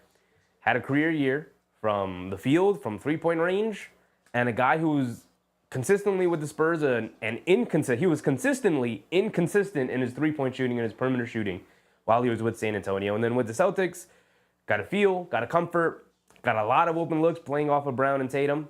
And in the backcourt alongside the defensive prowess of Jrue Holiday, it was like, oh, snap, look at this guy, Derek White. He's taking the leap. And he's kind of regressing here. In the follow-up season after the championship. Kyrie knocks down both of his free throws, giving them a 21-point lead, the largest lead of the game for them. Derek White bringing it down, 81-60 here with 8 minutes to go in the third. Derek White has it up top, being guarded by Dante Exum. White gets it out to Brown. Brown being guarded by Thompson. Brown dancing with it. Coming to his left off a screen, a pull-up three as they go under it, and Brown makes them pay by knocking down the three. Kyrie driving it in on Derek White, over to Gafford, and Gafford runs right into Derek White, and just as I was talking down on his name, Derek White slides in, taking the charge from Gafford.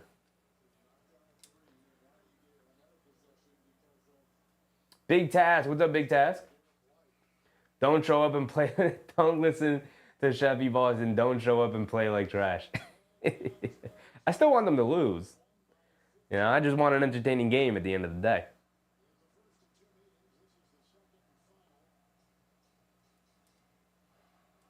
Derek White bringing it down. White hands it off to Horford. Horford hits Brown cutting back door. Gets contested well at the basket by Thompson, forcing the miss. Kyrie gets it over to Dinwiddie. Hit ahead to Thompson. Catches. Pump fake. Down the lane. Kicks out to Dinwiddie. He's going to drive it to his left. Spin to his right. At step back at the foul line. Picks a dribble up. Down low to Gafford. Goes up. Gets fouled by Porzingis. And Gafford is muscling his way into the paint against Porzingis tonight. Porzingis is looking real soft down there. He's looking real soft down there. Gafford is swinging his hips, moving that arm in, putting his other hand out, and getting them entry passes down low. Drop stepping right into Porzingis, going up strong, and drawing the foul on him time and time again. Man. Aggro Crag aficionado. What's up, my man, Aggro Crag? Every time I see your name, I get a little nostalgic. Shout out Nickelodeon Guts. Do you think Luka could be traded to the Celtics for a sandwich? Apparently his value is a lot lower than everybody else thought, so maybe. Maybe. Gafford at the foul line, knocked down the first one and knocks down the second one, going 2 for 2. 83-63, a 20-point game. Boston bringing it down. Hands it off to Horford. Horford at right wing 3. Comes up short. Gafford with the rebound. Here comes Thompson bringing it down. Thompson on the right wing, driving it down, goes up, gets blocked by Derek White. Home run pass to Tatum, extra pass to Brown, and right through the hands of Brown, but he's able to save it to Horford before it goes out of bounds. Cross-court pass to Porzingis. Pump fakes, gets it down low to Tatum. Tatum being guarded by Kyrie. Spinning, going to the basket, gets fouled by Kyrie. And it's just a matchup I don't know why they don't look to exploit more often out of the high post with Tatum. They just have consistently gotten the ball out of Tatum's hands or had it in his hands out by the three-point line, and it's like, no, just get him down low in the post. He's 6'8". Aggro Crag said, were you on Guts? I was not. Unfortunately, I was not. By the time I got around to watching Guts, I was watching nothing but reruns. That show was far off the air by the time I started watching it. Najee Marshall's checking in here. You look like you might have been the red player dominating the pool and missing the actuators on the Crag. And Mo looking at you disappointed. No. Now, don't disrespect me like that, Aggro Crag. Don't you do it. Don't you do it. I definitely would have dominated Nickelodeon Guts if I was able to be on there. I would have dominated. They would have had to get me off the game. They would have been like, kid, you're taking this way too seriously. Kyrie gets fouled on the entry pass. No shot. Tatum did knock down both of his free throws, by the way, so it's 83-65.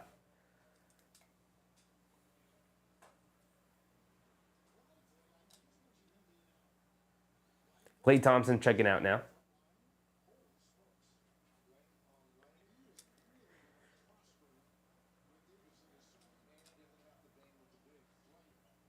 Najee Marshall has it up top. Dancing with it against Tatum. Coming to his left in the paint, puts up a tough floater. Gets it to go. Najee Marshall. Where does this off-the-bounce game come from Najee Marshall? Every time I thought of him as just a 3-and-D guy. Now he's taking people off the bounce. He's taking Tatum off the bounce. Porzingis gets it down low and quickly throws it down over Gafford. My goodness, Porzingis. Put him on a poster then.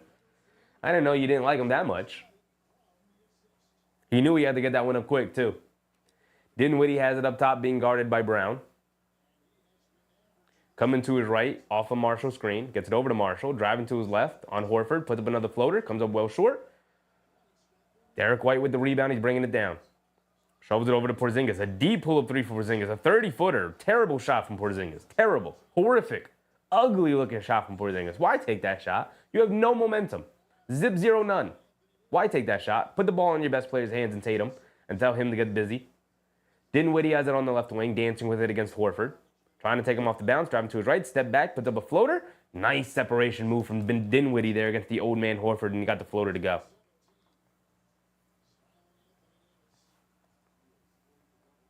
Derek White on the right wing, being guarded by Dinwiddie.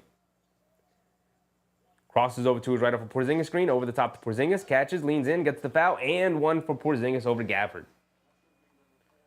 And that's 4 fouls on Daniel Gafford.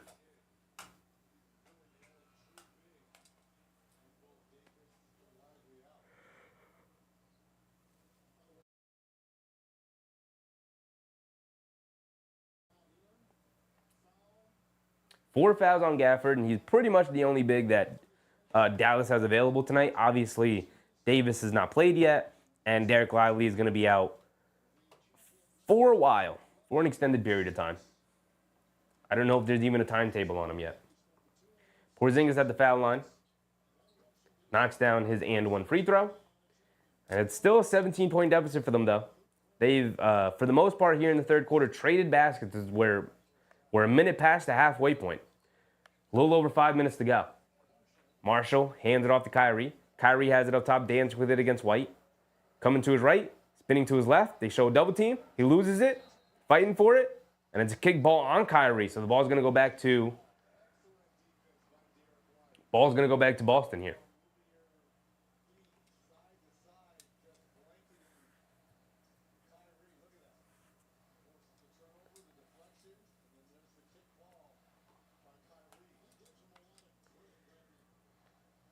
Jaylen Brown has it on the left wing, being guarded by Christie, who's checked back in. Brown gets it over to Cornette. Cornette back to Brown. Jab step, driving to his right in the paint. Kicks it out to White. White open for a three. Can't get it to go. Porzingis with the offensive rebound. Tips it over to Cornette, who lays it up and in. And it's a 15-point game now. Boston building a little bit of momentum, but obviously Dallas still has a cushion. Dinwiddie has it up top, being guarded by Brown. Coming to it right off a Marshall screen. The crowd's starting to get into it. Swings it over to Marshall. A straightaway three. Cornette gives it to him, daring him to shoot. And Najee Marshall makes him pay. Splashing that thing right between his eyes. Derek White has it on the right wing. Coming to his left off a Porzingis screen. And they call a foul on Max Christie, grabbing Porzingis in the post.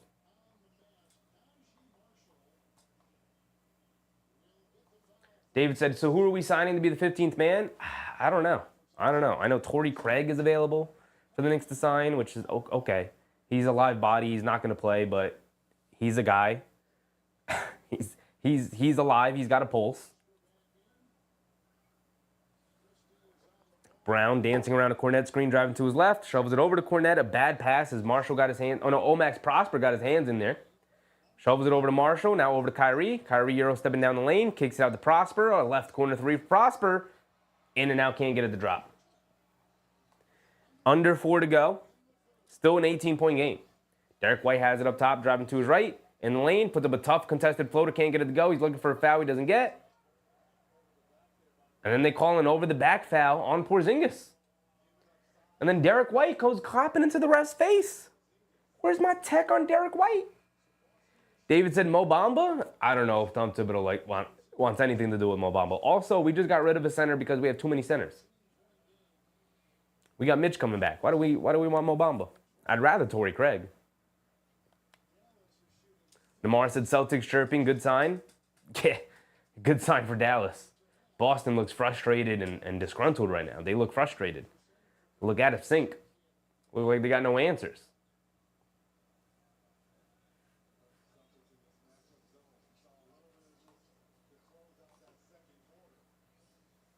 Max Christie gets it over to Marshall, spinning off of Brown, going to the basket. Can't get the two-handed dunk to go. He's looking for a foul. There was a lot of contact. Tatum driving it down, in and out dribble coming to his left, puts it up the righty floater, and he gets a foul on Prosper.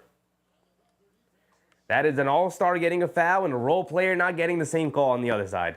That is the classic, tried and true NBA formula right there. Players I'm about to. Torrey Craig just signed with Boston? No way. Would have been a good signing for the Knicks. I mean, he's a role guy, like end of the bench guy who's not going to play for anybody he really signs with, but he's a good insurance guy. Like, I wouldn't feel terrible if he had to come in and fill in a role. So that sucks.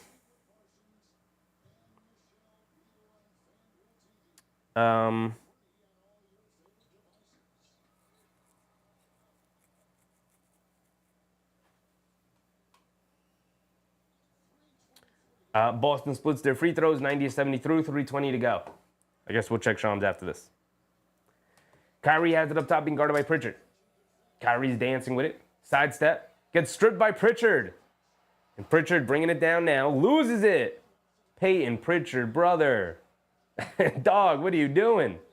Dinwiddie. Over to Omax. Marshall in the lane. Puts up a floater. Gets it to go. Where did this Najee Marshall come from? Najee Marshall, to me, was always just a catch-and-shoot guy. Guy who only shot corner threes and was a good defender. Now he's taking guys off the dribble, knocking down floaters. Shout out Najee Marshall, dog.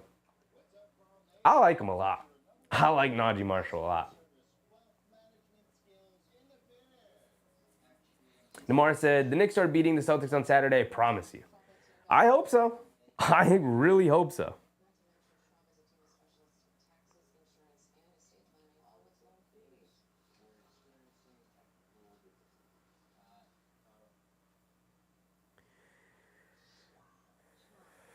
Hold on, Steph Bondy has a report here.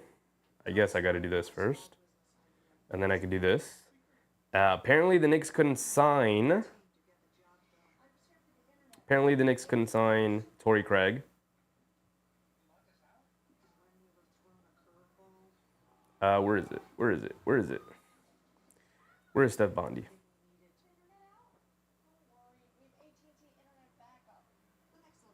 Where's Steph Bondy? All right. Not showing up.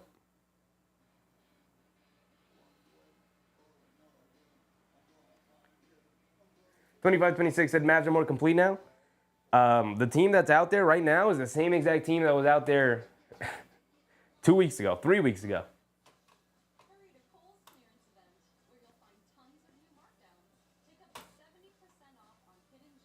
This is the same exact team that put up this record of 26-25.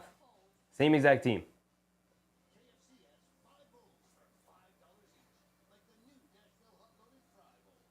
Where's Steph Bondy?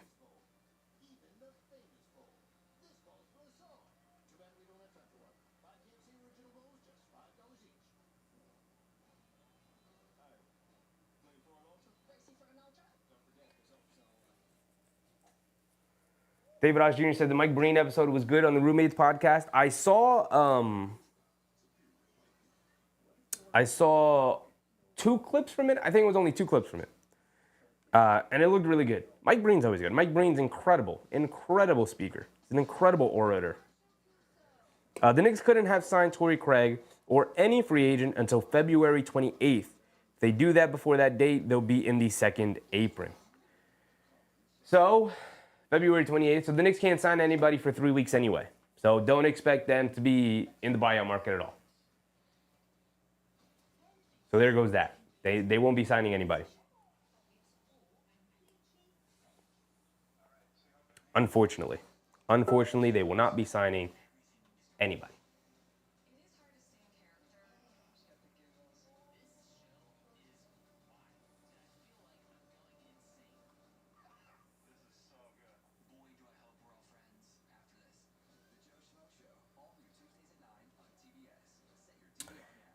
Najee Marshall up to 15 points. Spencer Dinwiddie 17. Klay Thompson 25. And then everybody else is in single digits. Kyrie is with 11. Just one of those nights for Dallas. Moving the ball around. They're getting a great Klay Thompson game, although he's cooled off here in the second half. Still got a lot of time left if Boston wants to make a run. But they are running out of time, though. They got a lot of time left, but the time ticks down. So they better get to working. Brown step through floater, gets it to go. 2:30 to go here in the third quarter.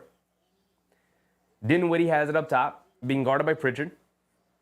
Coming to his right. Gets it over to Christie. Christie driving to his right, past Hauser. Hero stepping down the lane, gets fouled by Cornette. David said, looking good for TJ on a 10-day. Why, though? Why would they do that? Why would they do that, David? Why would they want TJ Warren on a 10-day contract? They know what TJ Warren can do. 10-day contracts are for when you suffer a lot of injuries and you need to bring a guy up to play like a game or two.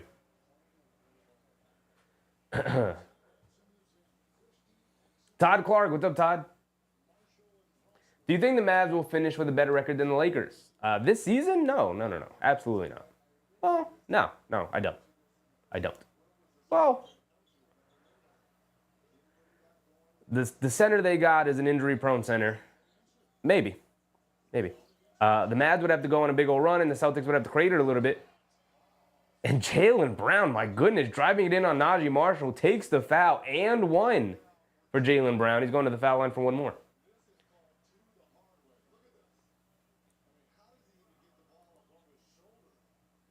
Kay Hazy said, I really like Christie. Christie's good.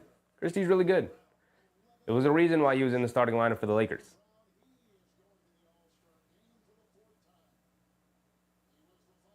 I said earlier, it's likely that the Mavs specifically asked for Christie over Connect. Right? I think a lot of people were like, man, how could they not have gotten Connect at least? And it's like, I think they prioritized Christie. And I mean, they should have gotten Connect as well, but they got whittled down in the negotiations because their GM sucks. But as Christie spins in the lane and knocks down a floater over Hauser, speaking of, Brown a dribble pull of three, that's a heat check. That's a terrible shot. Can't get it to go. 95-78. Exum has it up top. Driving to his right against Hauser. Against Cornette. Gets fouled by Cornette. Cornette has been terrible tonight. Cornette has been horrific. The Celtics couldn't go out and find a backup big, or at least play Quaid over Cornette.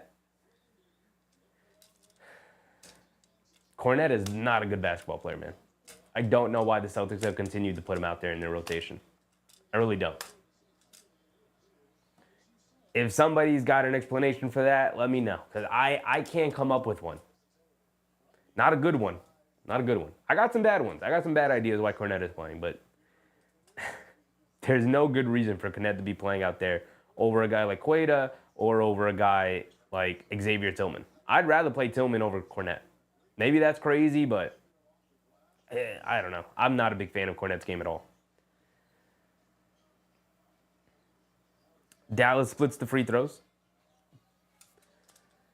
Tatum driving it down on Exum, leans in, and an offensive foul on Tatum, going right through the chest of Dante Exum. Fantastic defense from Exum there on Tatum.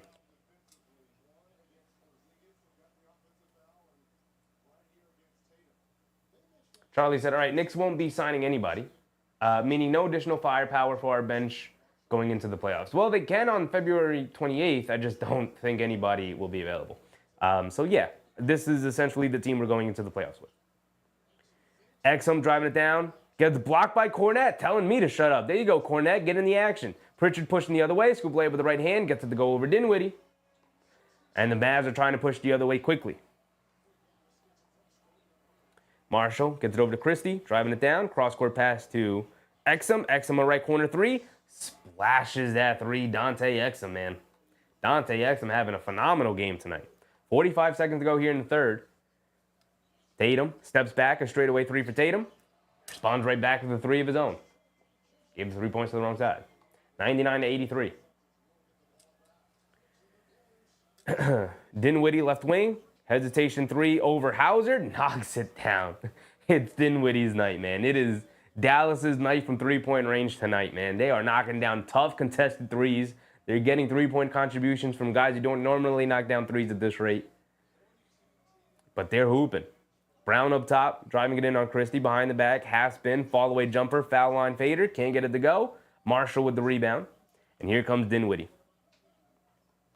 10 seconds to go, hit ahead to Exum. Exum shovels it over to, who's that, Prosper?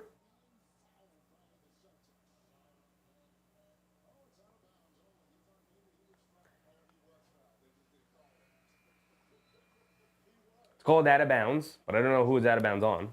Out of bounds on the Celtics.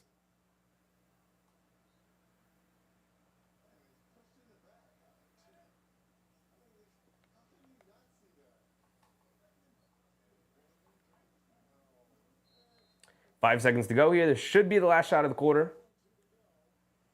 Kyrie's got to get it into somebody. They hit Christie cutting back door and Hauser, who just absolutely fell asleep. And the Celtics, they look like 3 or 4 steps slow. Pritchard chucks it up at the buzzer, can't get it to go. Oops. I've been giving the Celtics way too many points.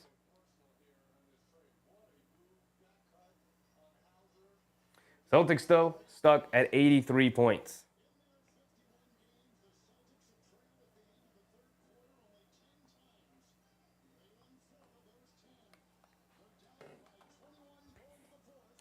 Down by 21 points going into the fourth quarter, 83-104. And they have not played well. I don't have faith Celtics can mount a comeback here tonight. They have not played well at all. And the Mavs have played fantastically.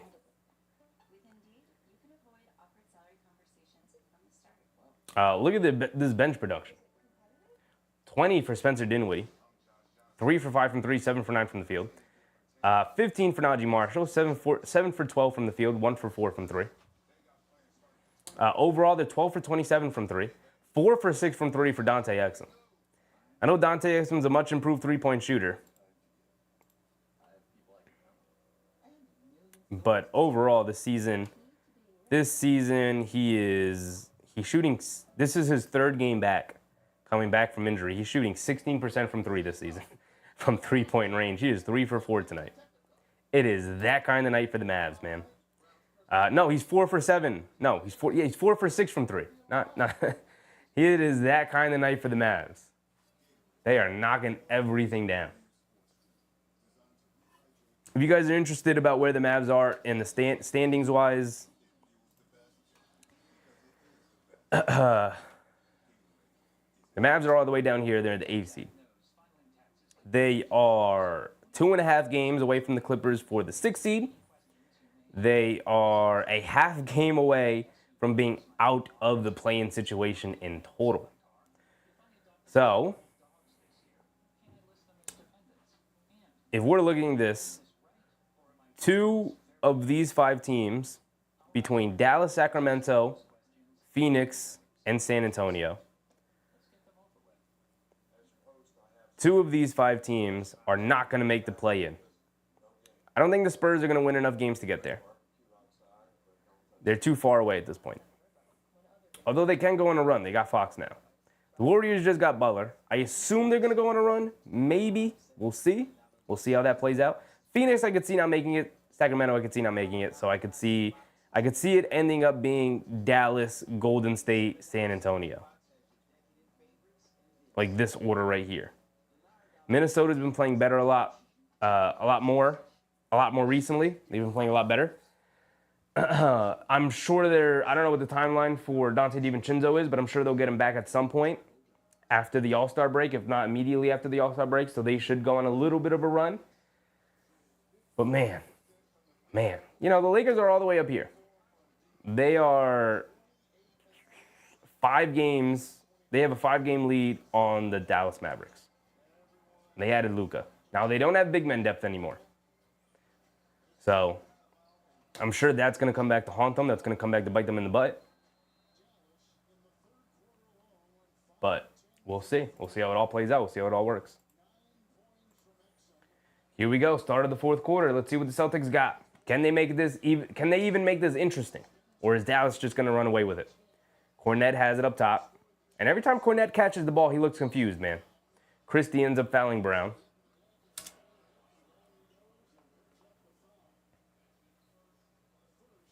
Chi-Chi, what's up, Chi-Chi? Knicks made no move counting with their savior Olajuwon second round exit. They did make a move. It just wasn't at the deadline. They made 2 massive moves in the offseason, man. What kind of move did you think they were going to be able to make, man? There were no moves available for them. They have no assets right now. Because they do all their work early, man. They're not like these other teams who stay up and cram the night before. They were like, let's get our team set in so we can build chemistry all season long, and then we'll figure it out. Max Christie in the lane, can't get the floater to go, but gets his own offensive rebound as Jaylen Brown mistimed his jump, and he lays it up and in. Todd Clark, what's up, Todd?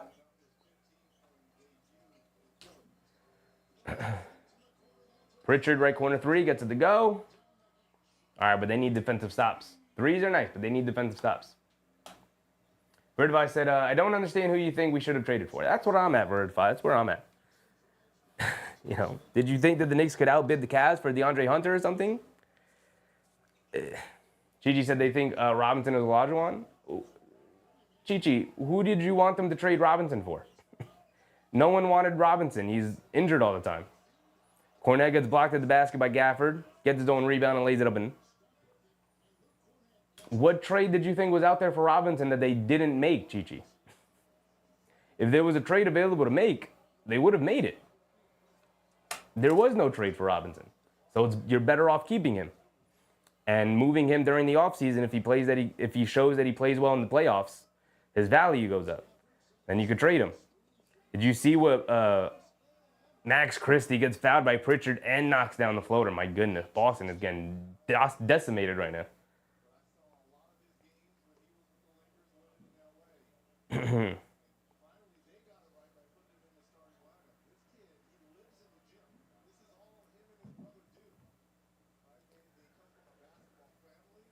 Todd Clark said, what's up with the Jamaica bobsled unis? Which ones? Which ones are you talking about, Todd?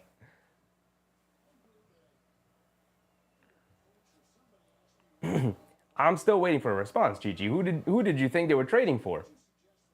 What trade did you want them to make for Robinson? Like, give me a trade, big dog.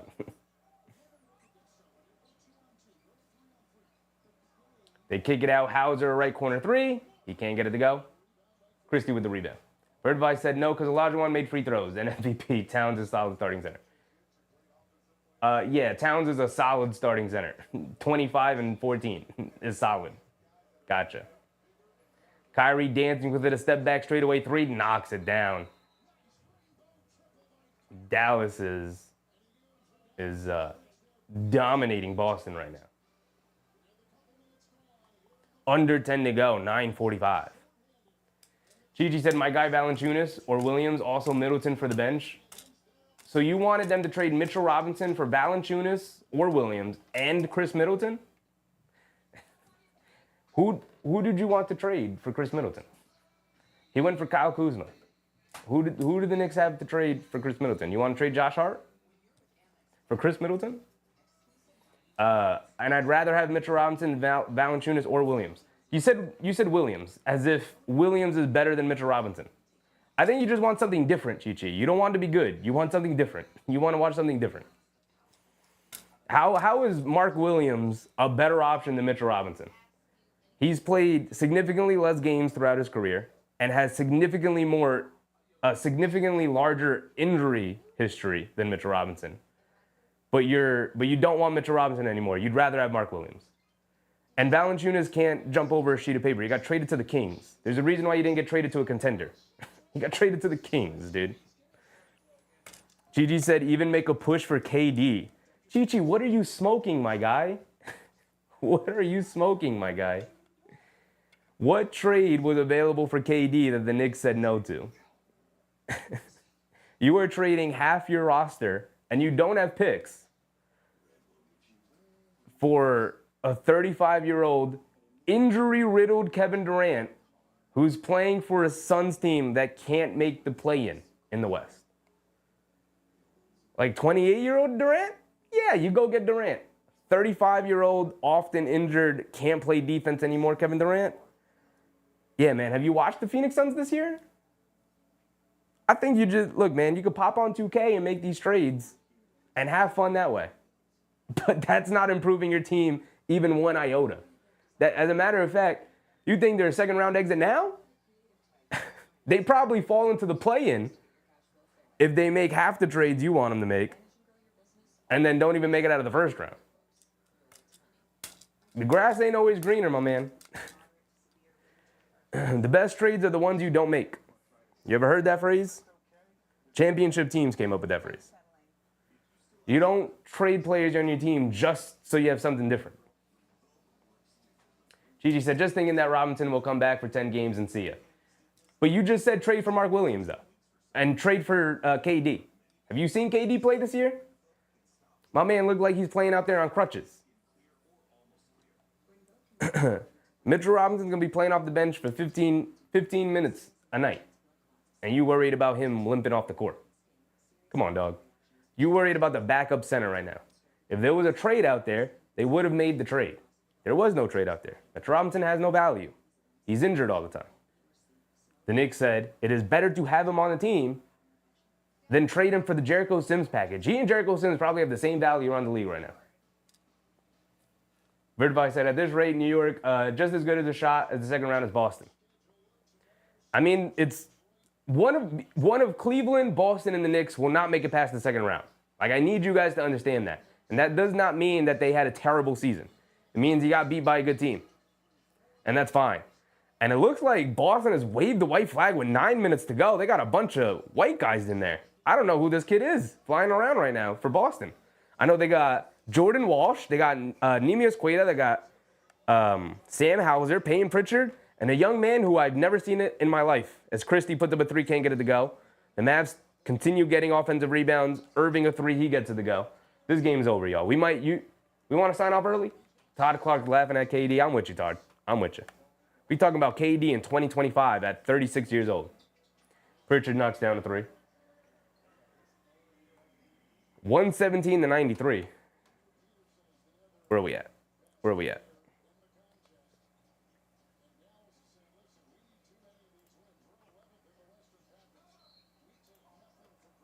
I want to know who this kid on Boston is. That is Drew Peterson. Shout out Drew Peterson. Are you a rookie, Drew Peterson? Should I have known you all along? This is his first season. Does that mean he's a sophomore or a rookie? I assume a rookie. 25 years old, he got to be a sophomore. Either way, Drew Peterson. Might be his first game ever. No, it's his 16th game. It's his 17th game, sorry. 17th game for Drew Peterson. Chi said, if those threes ain't falling for Boston, they're average. It's not even the threes tonight, though. It was their defense. Their defense was horrific. They looked a step slow. They looked like they woke up on the wrong side of the bed. Vertify said, Shireman? It's not Shireman. I know Shireman, right? Played at Creighton. I know Shireman. I could point him out. Where's the headband? It's Drew Peterson. Don't even know who he is. Shout out to him. I looked it up. Played at USC. He's 25 years old. They said he's been active. It's his rookie year. Cool. Was not drafted. Perens Adartsi. What's up, Perens? NBA needs rivals, not NBA buddies? I mean, there's some rivalries out there. Some rivalries out there. Pritchard lays it up and in, but this game is over, y'all. We gonna sign it off. Vertify said, Drew Peterson, wide receiver, Dallas, sign him too. Todd Clark said, trade for Greg Oden too. I liked Greg Oden, man. It's unfortunate what happened with him with his injuries, but he would have been a good NBA player. I think he would have been an all-star. Obviously, you still take KD over him, but he still would have been a good NBA player.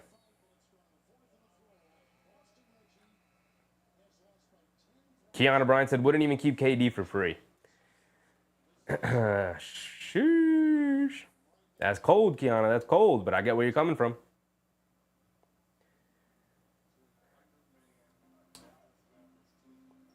We got under 7 minutes to go. It is a 22-point game. Boston has waved the white flag already. Walsh is going to put up a 3. He can't get it to go. Quato with the rebound. He's in the paint. He's going to pump fake, flip it up the left-hand air ball. He's looking for a foul. He's not going to get it. Walsh down low to Quato again. He's going to go right at Gafford again. Reverse layup. Can't get it to go. He's going to get his own offensive rebound. He's in the paint. Going to kick it out to Drew Peterson. Get a shot up, Drew. Come on, Drew. Spinning to his right, stepping back, crossing over to his left. Put that 3 up. Oh, no. Hit Quaid. A nice pocket pass from Drew Peters. I don't know he had a pass like that in him. Anyway, this game's over. Appreciate everybody. Yeah, I'm going to sign off. Appreciate you, Vertify. Perans Adartsi. Perans, appreciate you. Keon O'Brien. Todd Clark. Chi-Chi. Who else was in here? Kay Hazy. Charlie V. Cruz. 25-26, David Oz Jr., Namar. Appreciate everybody. Appreciate you. But we're going to sign it off. This game's over. Dinwiddie falling away at the foul line, air balls it, but that's going to be it. We're past the halfway point of the fourth quarter. It's a 20-point deficit. Boston has already waved the white flag. And I'm going to sign off. Good night, everybody. We'll see each other tomorrow. We'll probably tune in for the Chet Holmgren return game. Might as well. But remember, brush your teeth, get a good night's sleep. And stay hydrated, drink some water. I'm out, y'all. Bye.